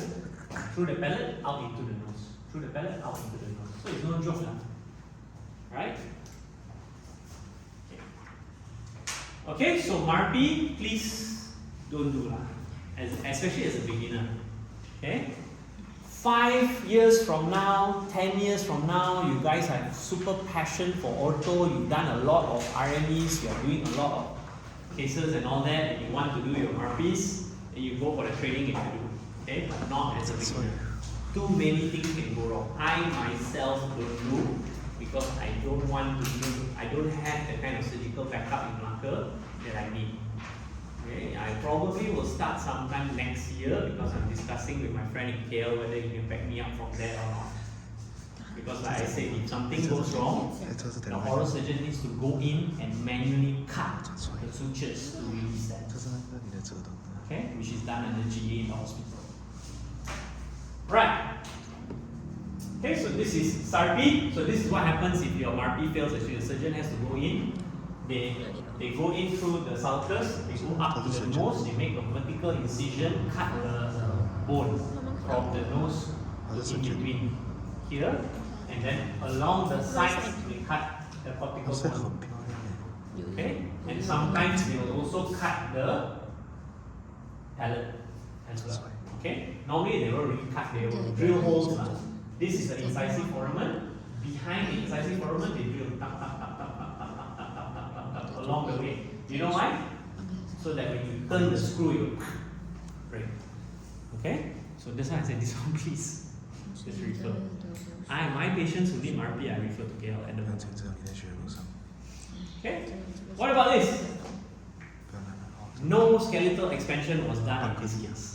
This is purely some self-dilating brackets and wires. That's all. Okay?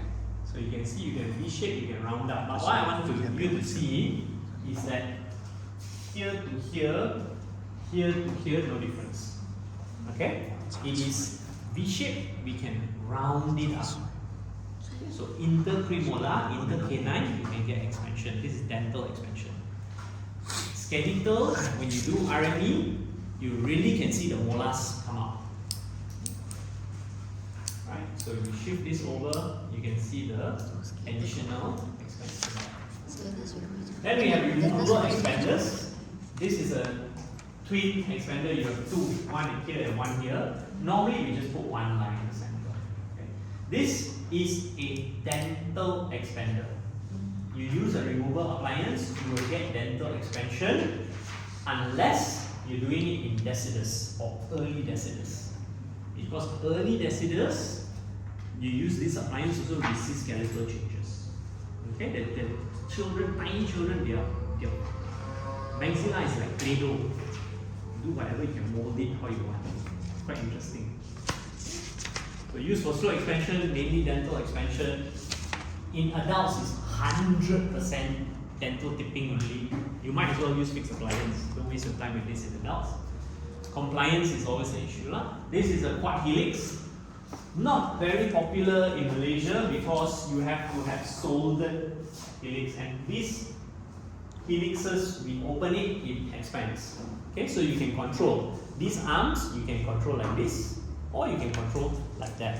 So you have 4 points that you can adjust the expansion. So if I want anterior expansion, I can do that. If I want posterior, I can do that. If I want unilateral, I can do that. So quite an interesting appliance. However, you have to keep adjusting it. Because when you expand, you got to expand little bit. And because it's soldered, it's a pain in the butt. Because you got to remove the whole thing, activate it, clean up the cement, clean up the tooth, put new cement, re-cemented it. Every appointment. Whereas where this appliance is popular, they have got molar bands with clips here. So you can just unclip it, make the adjustment, and then clip it back in. I can't find those, but I don't really like using the Helix anyway. 我回去的时候 send 你一个 case， Okay? 他是40岁的。 Right, arch wires, we've discussed extensively. In conventional, you need to expand your stainless steel arch wires to get the dental expansion. In self-ligating, make sure that your night-tie wires are wider than your arch. Then when you put them in, you will get expansion during your leveling and alignment stage. Okay, so this is what we do. See, the wire is wider than the arch. We tie it in, there will be force and force. So it will expand a bit like that. Okay? Another way for cross-bite correction is we use cross elastics. This is a very, very common tool that we use very often. So what do we see here? This tool is in cross-bite. So we want this to come out buccally, we want this to move in lingually. So we put a button on the palatal surface here, run an elastic from the button to the outside buccal. Okay? Alright, so here, reciprocal action to expand and constrict. Extrusion, because it's a vertical elastic, please be aware of extrusion. This is why cross elastics are not great when it comes to scissor bite corrections. Because scissor bite already extruded, when you open the bite and you run across elastic, if you open enough, it's fine. But if you didn't, it will extrude first and you cannot correct it. Okay? So, this is what we're looking at. We bond like this. Okay. 他很想要我那个是我们家庭要的。 Okay, I don't know why they jump. 我放到30度。 Okay, so we have a dental crossbite. We need to expand the upper dentally. We need to tip the lower zinc lingually. Reciprocal. 看一下这个。 First, we bond upper, you will have your bubble tube and your button. Lower, you will have your bubble tube or molar band. I would suggest molar band. 我就觉得有点可惜啊。 Disclude to unlock the bite. 因为它比较急，所以 Run your elastic from the palatal to the buccal on the lower. See that? So what it will do is it will tip the upper. Normally I use a 1/4 ounce, quarter 4 ounce. And in self-ligating, I do this even on. Usually I will start maybe at 0.18 night time. Because the distance is short, it's okay. And this is the kind of movement.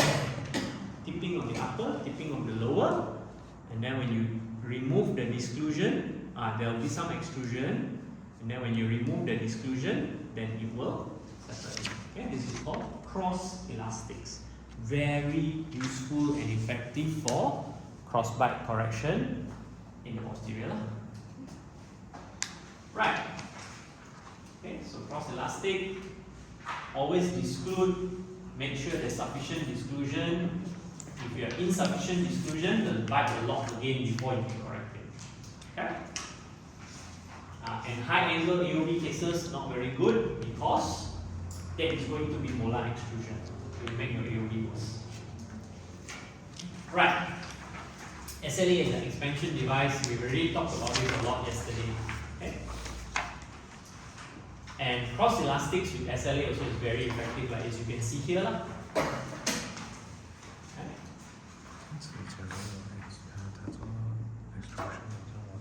Right, so that's your cross-bite correction. Actually, pretty straightforward and pretty simple. Even cross-bite corrections without mandibular asymmetry, okay? 2, 3 teeth, 4 teeth at a go, so you can correct. It's not difficult. Okay, but you must warn the patient. Sometimes you have to accept a little bit of angle changes, like the posterior will flare a little bit, upper and the lowest will be taped lingually. Sometimes you get these weird patients who will say that, doctor, you see the back here, my molars are flaring out. So you better explain in the beginning. Okay? Most people will not have an issue with it, but I have had patients with these kind of things. Okay? Alright, next, scissor bite. Doctor, sorry, just now, if the extrusion, normally how would you counter it if the patient have a normal hole? You cannot. Then you cannot use inter-arch elastics. Then you have to use other mechanics. Oh, mechanics. Which is your arch wires. Oh, I have to use. Oh, Yeah, okay, or expander or something like I that. understand. Okay, but otherwise, usually if it's not an AOB case, Yeah. all you need to do is make sure that you disclude extra. Oh, this good. So when you get open like that, even if the teeth are extruding, there is time for them to correct. Okay. Okay, that's all. Okay. Alright, scissor bites. Same concept, but with one additional issue, the vertical problem. So if the overlap is not much, all you need to do is constrict the upper and expand the lower, and it's the same concept. So you take crossbite, you turn it upside down. Okay, so you can use cross elastics, you can use arch wires, all sorts of things. But the issue is sometimes that with scissor bites, extrusion is even worse than with cross bites. Okay, so let's have a look. We're going to focus on 7 scissor bite correction. Okay, so let's see. Scissor bite correction, firstly is you need to bend the lower 7s. Because you see these bands, they've got what we call cleats. In case we need to run, so the cross bite, how was our cross elastic? Upper buccal to upper palatal to lower buccal, correct? So if you have a scissor bite, how are you going to run a cross elastic? Upper buccal to lower lingual, correct? Terbalik lah. Correct, huh? You try bonding a button on the lingual of a lower 7 that is lingually tipped. Good luck. Okay? Moisture control is going to be next to impossible. So what we do is we put bands with lingual cleats. These are like little hooks like that. And then you can hook the elastic if you need be lah. Okay, so we use bands with cleats, and disclusion is even more important than even with cross bites, because without disclusion, these guys are not going to cross. Okay, and we don't want to use cross elastics in high angle cases because the teeth will extrude easily and you make the high angle for AOB worse. So, if we are not using cross elastics, how can we fix these problems? There are some other tricks to use which have served me very, very well. Number 1, if the upper 7s are flat buccally, this is my favorite way to fix it. TPA with distal extension. Okay? So you have a TPA, and this arm is placed high up in the palate, okay, with a hook, and this hook, the center is measured directly through the center of the 7, so that the forces that we apply go through the center of resistance of the 7. And then what we do is we power chain to the buccal of the 7. The power chain goes over the occlusal surface of the 7 and goes down to this hook here. And to make sure that the power chain doesn't move, because if you just leave it like this, chewing and all that, the power chain can go into the interdental space here. And that's going to be disastrous because it will slingshot the 7 backwards. Okay? You put a bit of composite or cement to hold it in place. Okay? So, why this way? Because on the buccal, what's the force? Vertically. Extruding. Because it's like that. Right? It's extruding. On the palatal, it is intruding. And what is the interference? The palatal cusp. So, what you're doing is actually rotating the 7 inwards palatally. Okay? Now, the next question somebody will probably ask me is, oh doctor, can I just put a TAD? Yes, but how many TADs will you need? 2. You need 2 because you can't put it here, the root is there. you need to put it here and here so that it goes this way. Because if you only put one here, your force is in the angle. The tooth will tip distally as it intrudes.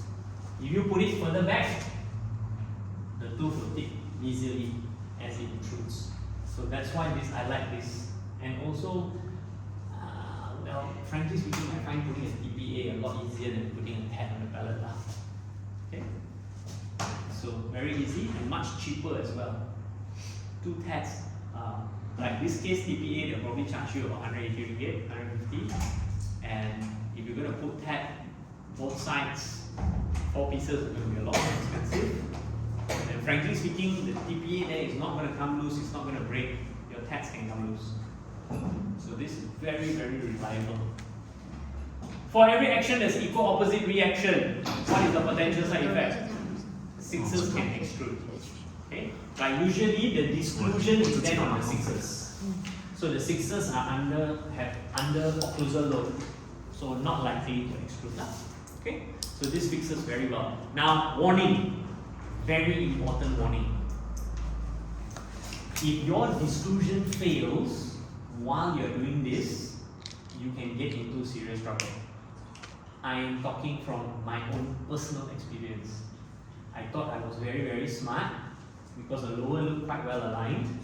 So I decided to put the TPA with the extension arm, doing the 7s in. Lower, I didn't bond the 7. Okay? And I discluded. And the patient went off, I think 2 months, 3 months, she didn't come back because for whatever reason.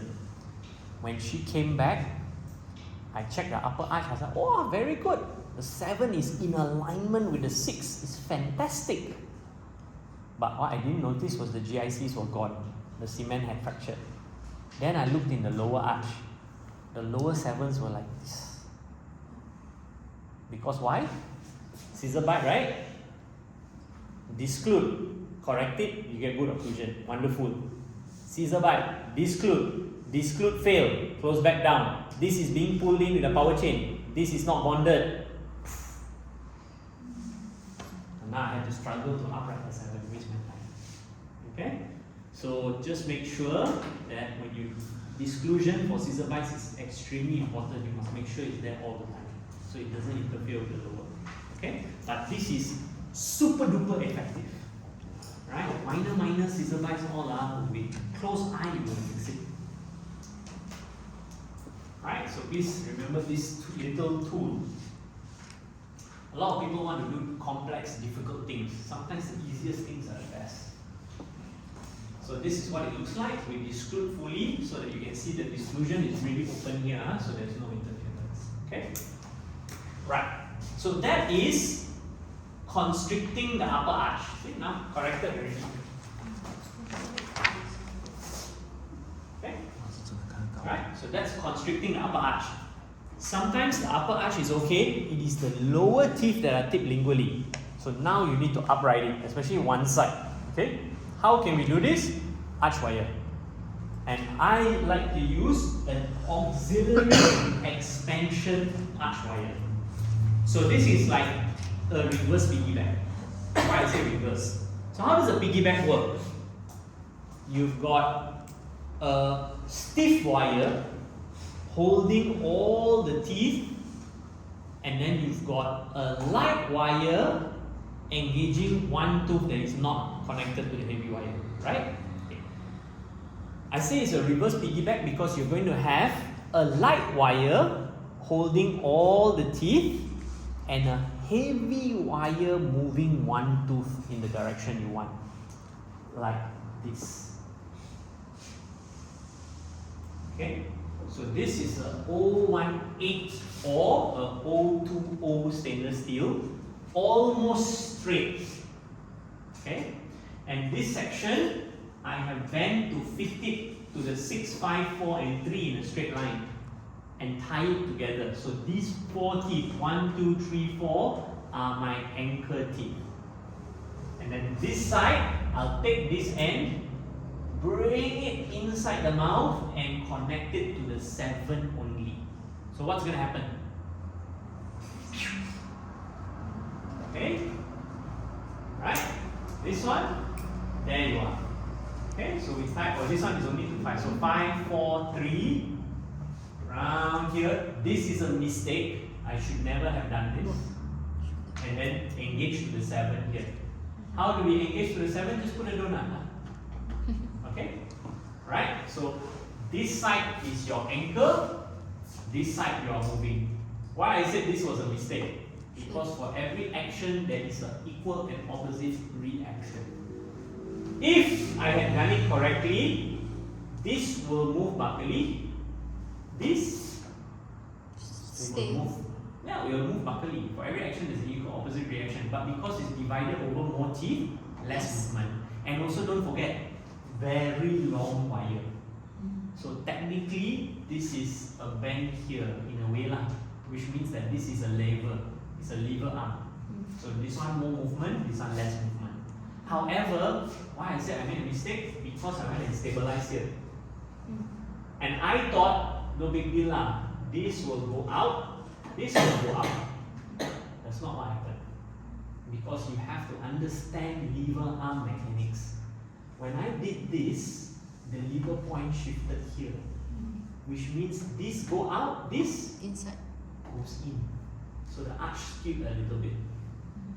Do I worry? Do I lose any sleep? No, because this is still just a flexible knife tie. I look, scissor bite corrected. Then I upgrade to a better shaped wire to reshape the arch. No big deal. Okay, but it would be better, more efficient if I didn't make that mistake lah. Right, so this is what we call an auxiliary expansion wire. Right, we have situations with double cross bites, double scissor bite. Let's say bilateral scissor bite up here and here. What we do is we get a 018 stainless steel, we bend it so it's straight. Okay, I think I can draw it out. Okay.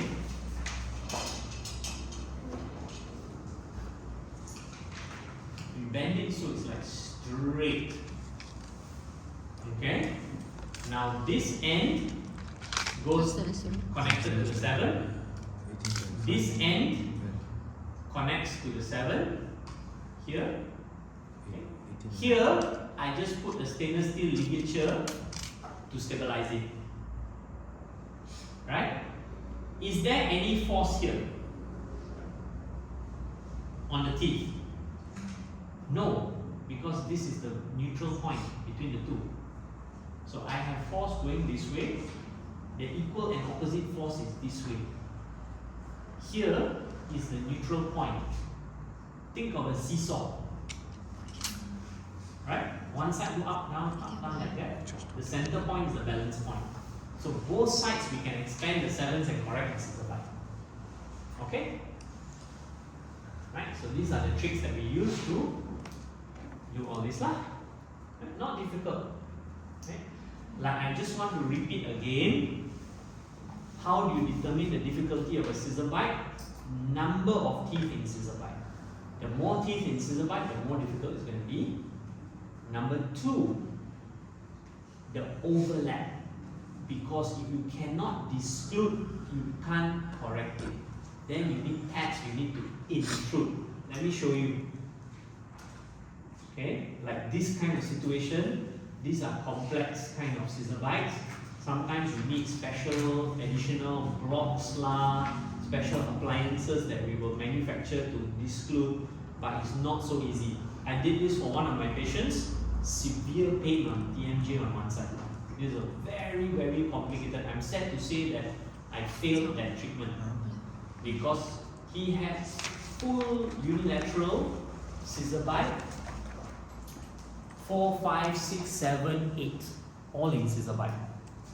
And I tried to do this to correct, and my plan was to put tabs in the upper to intrude, lower tab to intrude and bring it out. Unfortunately, I never took a CBCT because this guy's bite was so severe for so many years. He had no bone on the palate. His 7 is like that, his lower 7 is biting like this, so it's chewing that there's no bone there. So when I put the tab, I went in and said, bloody hell, there's no soft tissue. There's no bone because of his occlusion. So this one, then we use this to try to open the bite. And because of the amount of opening, and he's only chewing on this side, because his whole life he's had no occlusion on the right side. He started having severe pain on the molars and all that, and his TMJ couldn't take it. So not so easy. You see this picture, like for me, I saw the picture, oh yeah, I can do it, it works. Reality. What are we doing to the TMJ? What are we doing to the trauma to the teeth and all that? So he couldn't tolerate. So in the end, I managed to correct scissor bite for his 4, his 5, his 6, 8 we had extracted. I failed to correct the 7. So now, but he is super happy because he's seen so many other people and they all told him that there's nothing can be done except for surgery. And he said, doctor, I can chew on both sides, I'm enjoying my food, my face looks, because he one side scissor bite, his whole face on one side is collapsed. So his face all opened up. So he's very happy, but I'm very disappointed.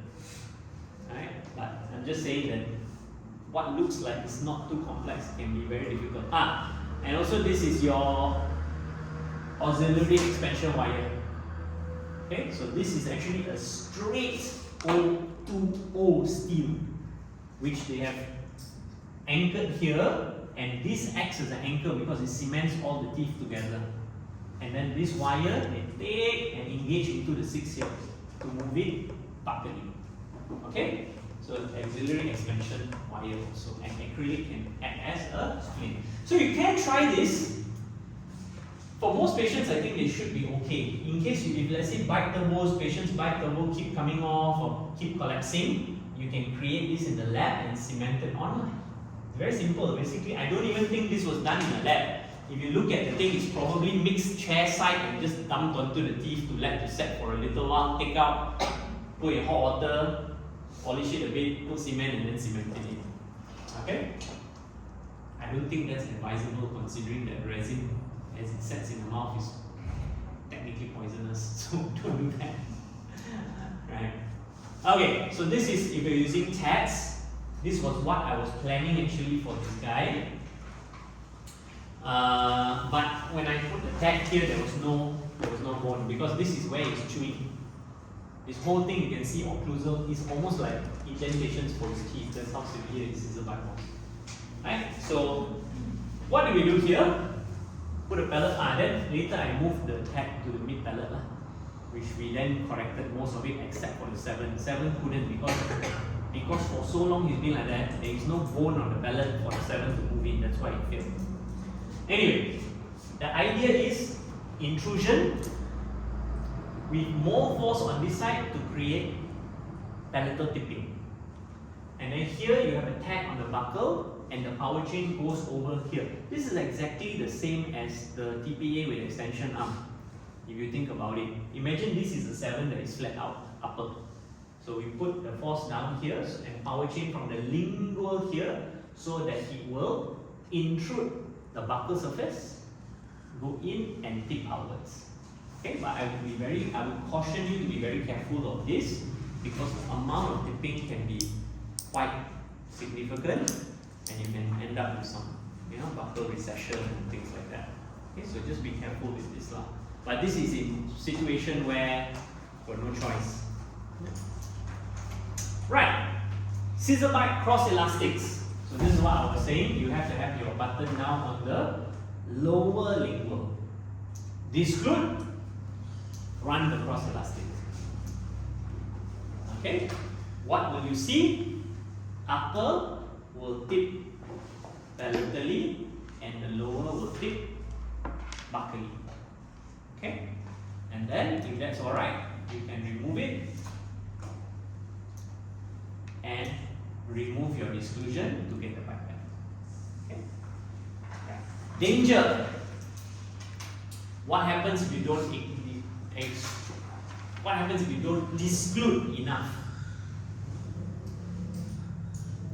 That's what happens. As it is tipping, it is extruding. So if there's not enough disclusion, you get the interference first before you can correct it. Okay? Right, so if you're a beginner, like really beginner, I think for scissor bites, try 1 tooth scissor bite first. Okay, like 7 scissor bite. Don't do it if it is more than 50% coverage. That means the overlap is more than 50% of the crown, because then to disclude becomes very difficult. Non-growing patient, and if it's a high angle with AOB or AOB tendency, probably not a good idea to try to correct, because skeletal AOB lah. Okay? Alright. A little bit about retention strategies.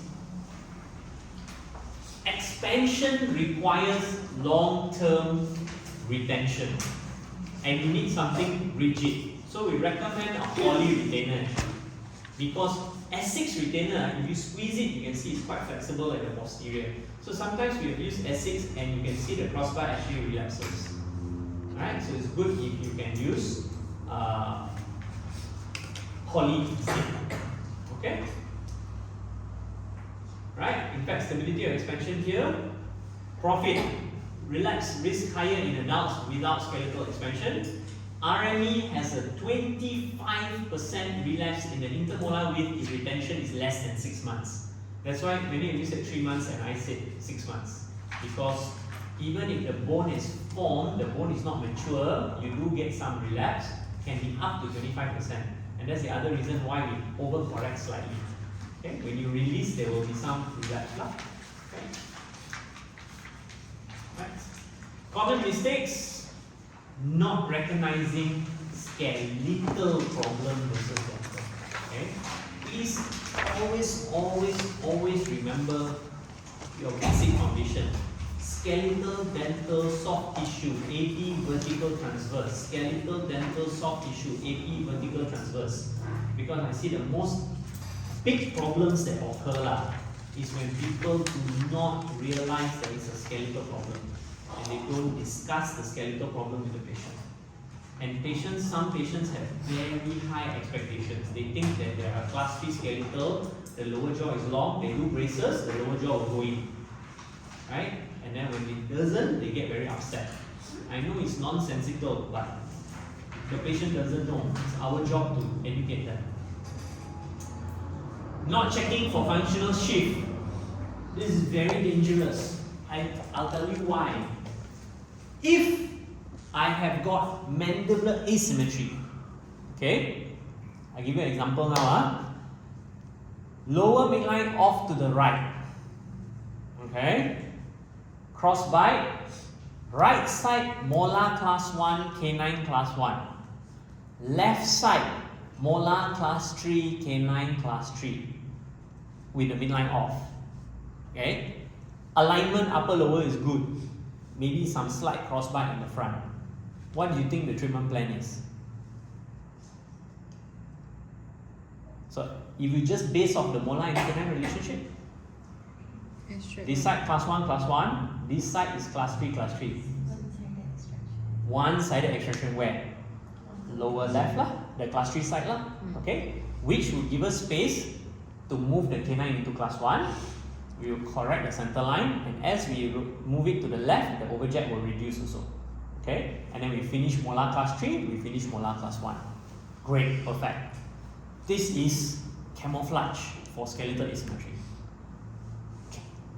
After doing the extraction, we decide to check, open the mouth, close the mouth, cast to cast, center line completely perfect, and then shift to the right. Now is this the right extraction pattern? Jalan already. Okay, because actually the patient's midline and jaw is centered. Now we're doing unilateral. We are going to cause a midline discrepancy in the other opposite direction now. That's why very important to check for functional shift.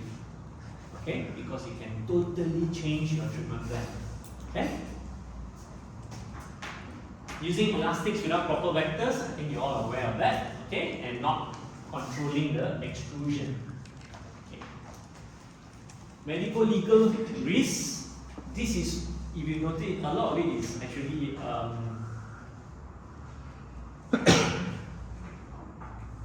lot of it is actually communication. Okay. Facial asymmetry post untreated crossbite. That means that Patient comes to you with a complaint of facial asymmetry, so you treat the crossbite, and then they complain to you that my face is still asymmetrical. So this is the diagnosis problem. We didn't tell them they've got a skeletal asymmetry and that they need surgery to correct the skeletal asymmetry.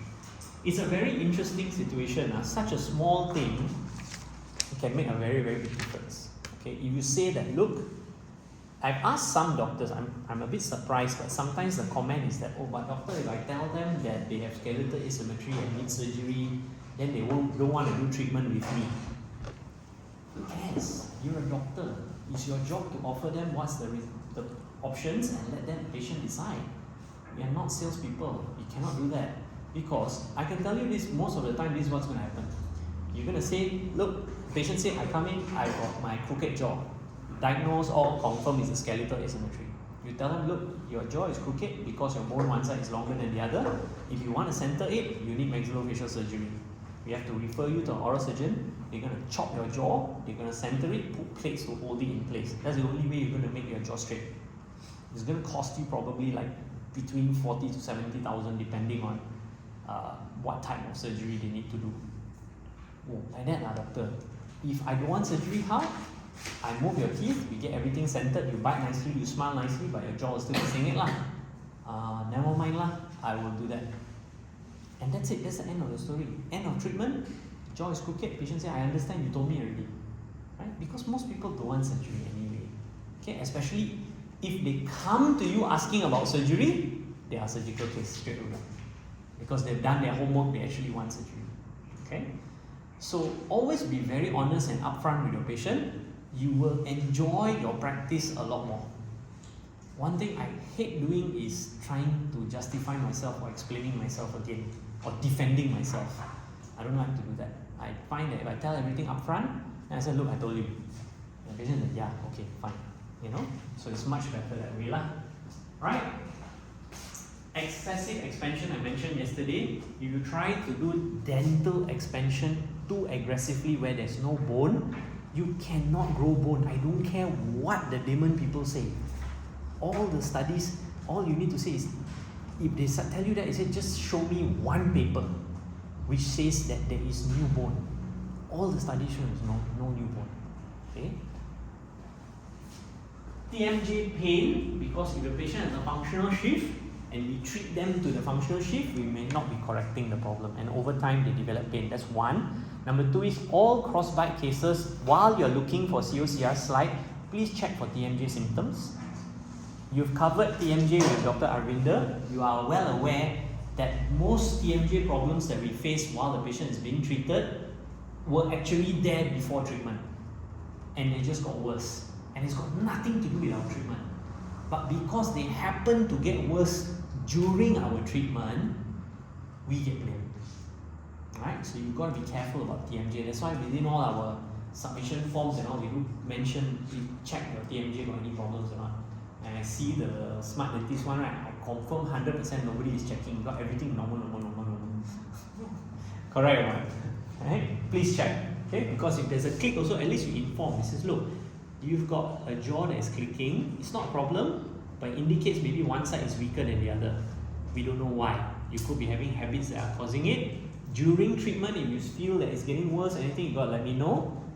It could be or most likely unrelated to your treatment, but life is like that. The TMJ problems can get worsen or get better on their own. Then done, you've solved the problem already. It took me how long to explain that? 30 seconds? And you have prevented hours of misery in your life if the patient started complaining later on. Right? Okay. Yeah. Okay, so summary. Diagnose correctly, dental or skeletal. Is there a functional shift? Early detection in treatment. If you have younger patients, go in quick. Try to correct your crossbites.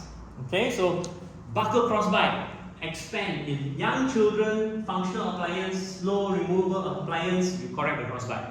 Okay? Treatment is based on diagnosis, skeletal or dental. If it's skeletal, we got to treat the bone. Or we have to camouflage. If it's dental, we just correct the angulations of the teeth. Stability of expansion can be questionable. Holly retainers are the best because they have a rigid transverse device. I have one patient, no, a few actually. We do RME, and after we completed RME, we leave it in for about a month, and then the patient starts complaining. The doctor kind of take it out. It's difficult to eat lah, this lah, that lah, and all that. We say okay. So what we do is we remove the Hyrax and we put a TPA with some arms to hold it. Okay, which is okay because the TPA has a rigid transverse body. It will hold the expansion. So in case your patient is having difficulty, especially if you guys are working in clinics that are trying to treat patients for breathing disorders, habit issues, because if the RME is in the mouth, you cannot do tongue exercises. It's blocking the tongue. So if you need to introduce some myofunctional therapy, maybe you got a pediatric doctor or a doctor who's very into myofunctional exercises and all, they want to start early, switch the Hyrax once you're finished, switch it to a TPA. Okay, but make sure the TPA has arms following the contour of the buccal teeth lah. Because not only do you want to prevent molar from collapsing, you want the anterior also. Don't let the anterior collapse. Okay, that works quite well. Okay, right. Scissor bite, just be a bit careful when choosing your scissors. So, any questions? Yes. So from this dentition, if we want to correct the crossbite, buccal crossbites, then go for SME. So let's divide mixed dentition into early mixed dentition and late mixed dentition. When is early mixed dentition? Yes, correct. Okay, so late is after 9 months, so use 9 of them. Below 9, you can use the scope expander, removal appliance, should work quite well. Above 9, for more skeletal effect, you will use RME. But then now, there are other considerations to come in because it cannot be denied that a slow expander does more dental expansion. However, because if you move the teeth, the permanent teeth later will erupt following the deciduous teeth, it will bring bone also. So you do get some skeletal expansion. Does it affect the nasal cavity? That's the question. Answer is probably not. So if you want to expand when the nasal cavity also expands, rapid is still better. Or a fixed expander. So you still use a slow protocol because you don't want to screw up the patient's nose development, but you use a fixed expander. Okay? So try to judge what exactly we need. Is just dental enough to correct the crossbite? Because we do know, who said earlier about the class 3 correction? Yeah, you said right, you said if you correct the inside, or you said if you correct the incisor, the bone tends to grow, which is true. Right? Because the maxilla, if you correct the incisor in the front, which is preventing the maxilla from growing forward, the maxilla then is free to grow forward, right? Similar with crossbites. If you correct the posterior crossbite dentally, you are freeing the maxilla to widen on its own. And you know the maxilla continues to grow usually up to the age of 9 years old. Arch length actually increases at the age of 9. Again, variable, and personally, Asian kids, I think it's longer. I think even up to 10, 11, the maxilla is still very bigger because they're really slower compared to Caucasian norms. So preventing, removing issues at least will normalize growth. So, but where you really need to see like real true skeletal contribution in these patients, especially if they have mouth breathing, there is usually an associated functional problem. So like mouth breathing, tongue sucking, some weird kind of habitual thing that they are doing and all, where you really see narrow, then you want skeletal expansion. Either you can use a fixed expander but go slow, so 1 turn a day or 1 turn every 2 days, or wait a little bit for 9 years old and then go ahead. Then also usually if we treat mixed dentition, it's a one-phase treatment. No. All interceptive treatment is 2-phase. For the simple reason is, can you guarantee that the adult teeth are going to come out perfectly straight? That's the issue. You see, you've got to differentiate where is interceptive coming from, what's the philosophy behind it. The original, let's take simple something like serial extraction. You all remember serial extraction? CD4, right? It's not necessarily CD4 by the way, but you used to extract C's, then they extract D's to make the force come down faster, then they extract the force so the canines have place to come down. Okay? We don't do this anymore because this usually results in a narrower arch form. Okay.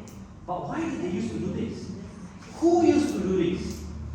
These were done by orthodontists who are going into areas where there is no orthodontic clinic, there is no access to dental treatment, they see dental crowding occurring, which in these kind of places sometimes, if you are talking about very rural areas, people can die.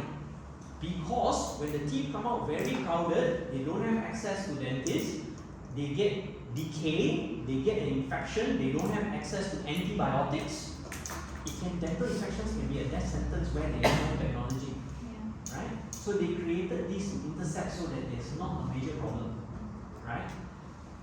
Can I ask you now, in today's day and age, if you tell a patient tell parents, oh, your children's teeth are quite straight, no need treatment. Is that good enough? No. People don't want quite straight. They want super duper straight. So if that's the case, all interceptive treatment turn into this. Because whatever you do, you cannot guarantee perfectly straight teeth. Even this biofunctional also same thing. So the one that bugs me, that's why the one that I really don't like is MyoBrace.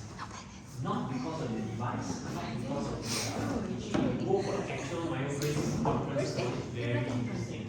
But they do a lot of things beyond just using this piece of plastic. So a lot of full philosophy actually. What pisses me off is the marketing. Because you tell the patient, what? If you do this now, you don't need braces. And then they end up in my clinic needing braces. And the patient questions me, why now need braces? How I know? Right? So, yeah. Because you cannot, unless all the adult teeth are fully erupted, you cannot guarantee perfectly straight conclusion. Anything else?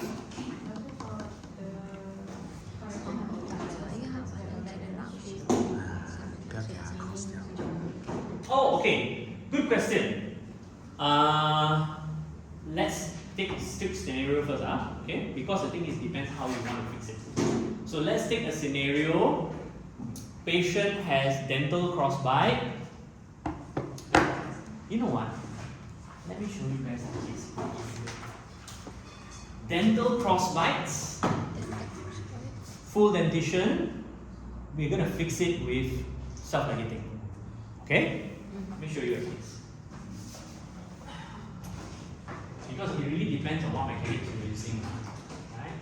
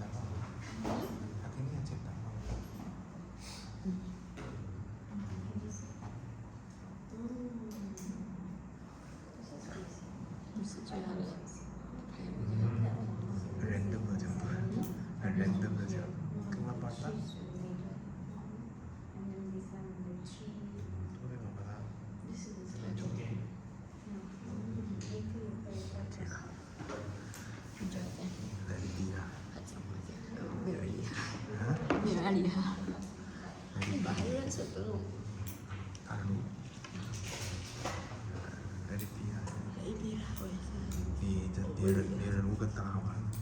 不理这个蛮surgeon。我是不理。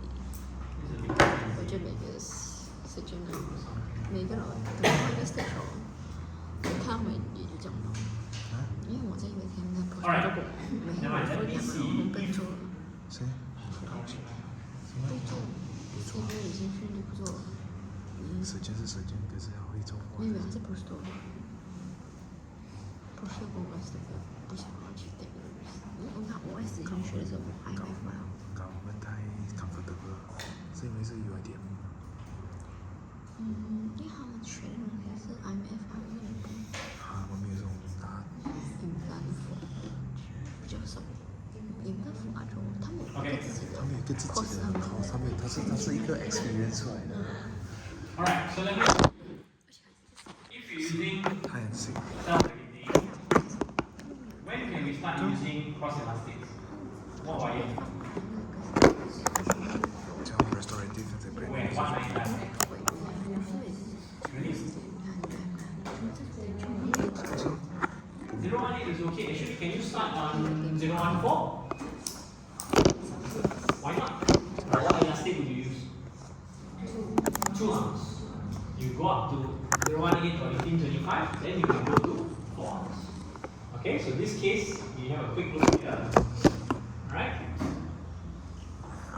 This is the one I showed you earlier. Severe asymmetry, true asymmetry. Right? Full 3, more than full 3 actually on one side. Class 1 on one side. Okay, class 1, but crossbite all the way. Yeah? So the treatment is just one tooth extraction. We're going to pull everything to the left. So finish class 1, finish full 3. On the right side, we KIV some IPR. Okay? So, mid treatment 3, 4, 5, 6, 7, 8, 9. Okay, I think this will be the first one. No, this is already. Yeah, this is eye arch wire. This is probably like the first or second appointment. Right? So crossbite on this side, immediately cross elastics. But this is something you need to be careful of. Okay? So straight away, this side, class 3 elastics. Okay? This was a little bit, so if you notice here, this is a class 2 cross elastic. I'm not putting expansion force on this teeth, only on the canine. Because this one, the molar, the canine is in class 2. Okay, I want the canine to move back so it can cross. At the same time, I don't want to put too much force on this teeth. On the opposite side, here, short class 3 elastic, quarter 2 ounce. Okay. Probably would have been better if I excluded, which if you go to the second one, you will see that I did start to exclude somewhere, I can't remember where. So now I see that the recession still looks a little bit okay. So now I'm just doing the posterior, but very light still. Quarter 2 ounce only. I'm very paranoid about this. But he's been warned he may need gingival bit. Why is it easy for me to say that you will need gum surgery? Because I think most of your situation, a lot of your seniors, I mean previous COC batch, when I tell them, they're like, but doctor, if I tell the patient they need gum surgery, they'll be very scared, then they don't want to do, or you know, what if they get angry? It's not difficult, because for the simple fact is, why do you need gum surgery? Because we are going to be pushing your teeth to the limits of the bone. Because why? You are a surgical case. You need orthodontic surgery. Orthodontic surgery is what? Chop the jaw, move the jaw, screw, plate, stay in hospital, tens, thousands of dollars. Risk of numbness, risk of infection, risk of bleeding. You want? Don't want. Okay, you don't want surgery, we might need to add a bit of gum. Take from the palate, put here. Tiny surgery. Okay. Right? So everything is relative. You explain to them this is actually what you need, some massive ass surgery. Now suddenly, gum surgery doesn't seem that bad. But if you don't tell them that in the right way, You say, okay, we can put braces, now you need to take some gum surgery. Oh, gum surgery, why? Because in their mind, they are comparing to just normal braces. Oh, my friend went normal braces, only all this. So you need to be very clear. This is all communication. So after that, you tell them that, they're like, the same thing with TADs. If I tell them, I say, you need surgery, alternatic, this, that, all that, I said, but alternatively, we can use the TAD. They're like, okay lah, I think I'll just use TADs. Right? But I said there's limitations. Okay, so when you explain it that way, most people are ready to see. If you run into problems with your patients, right, before you jump to like, patient is very difficult lah, this and all that, try to look at yourself first.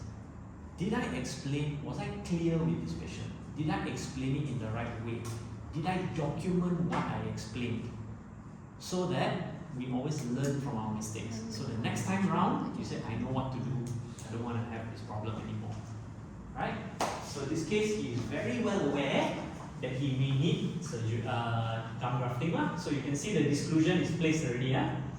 So we're running the cross elastic from upper 4-5, lower 6-5-4. Okay, same thing here. See how the canine has gone back? Almost to +1 already. Okay, short elastic, still continue.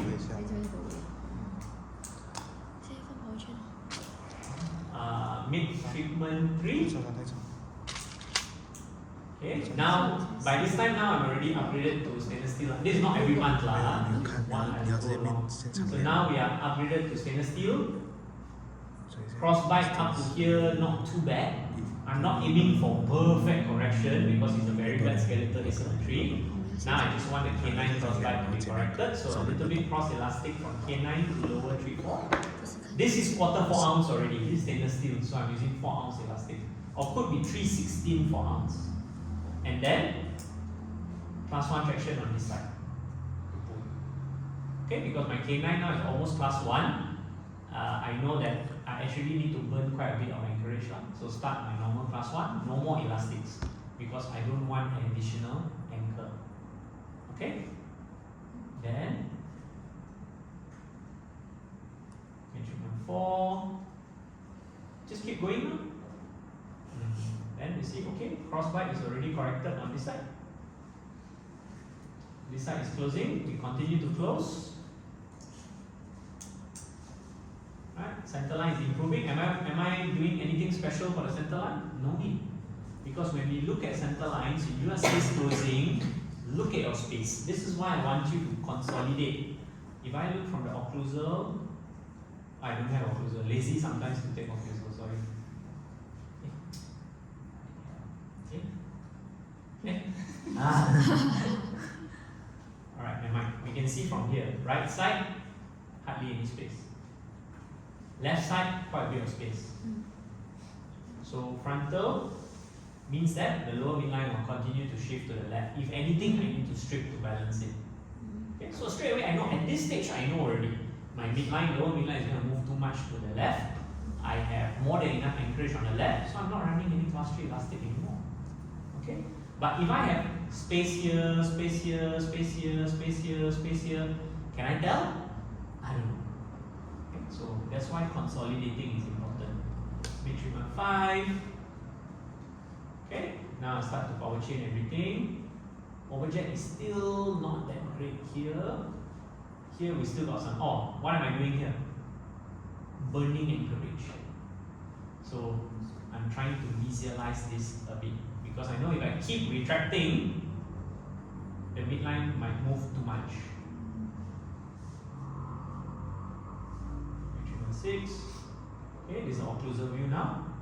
Okay, now I said okay lah, not too bad. Let's continue class 1 traction. Okay, to bring it, continue bringing it in. This is the right arm. These are all the buttons that were placed for the cross elastics previously. I think one of the buttons dropped out. Okay, continue. Okay, center line almost on. Here is turning out quite well. This side is coming in quite well for the occlusion.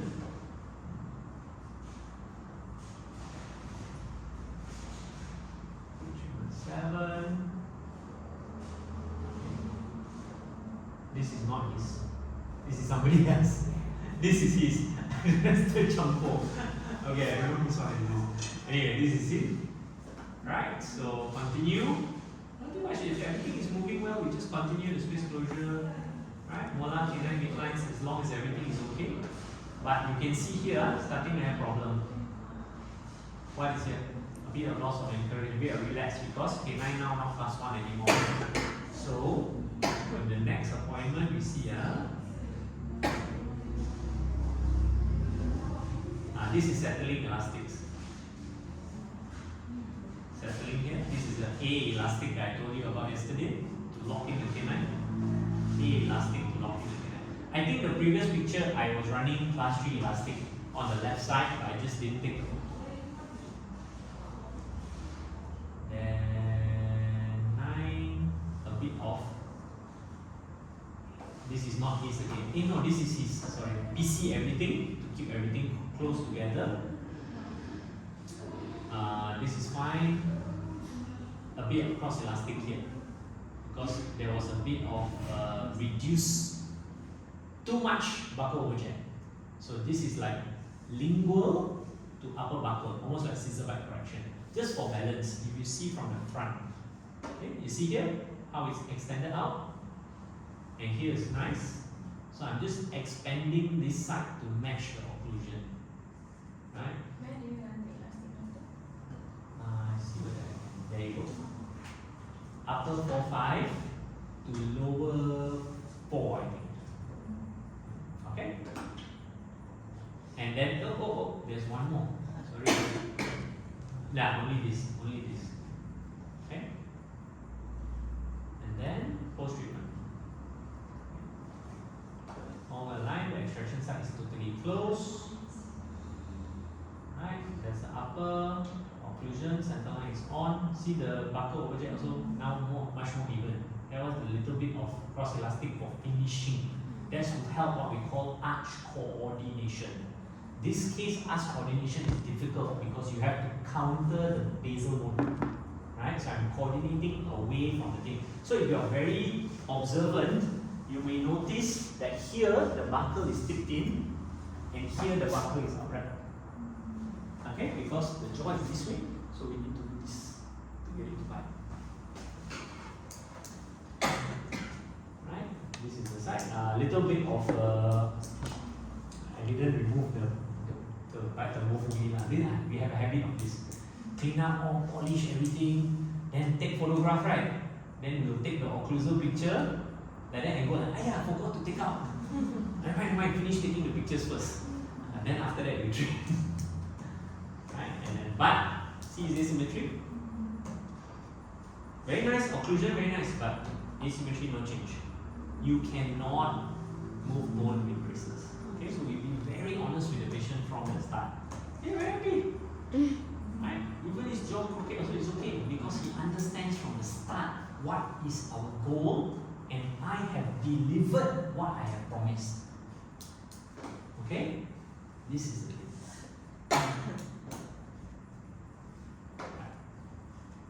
Does that answer your question? But if it was conventional doctor, then you have to still go through. Let's say there was. I would say rectangular knife method to limit the tipping. So we still sort out the crowding and everything first and then. So this is another example why consider self-lighting practice. Right, any other questions before we break for lunch? Yes?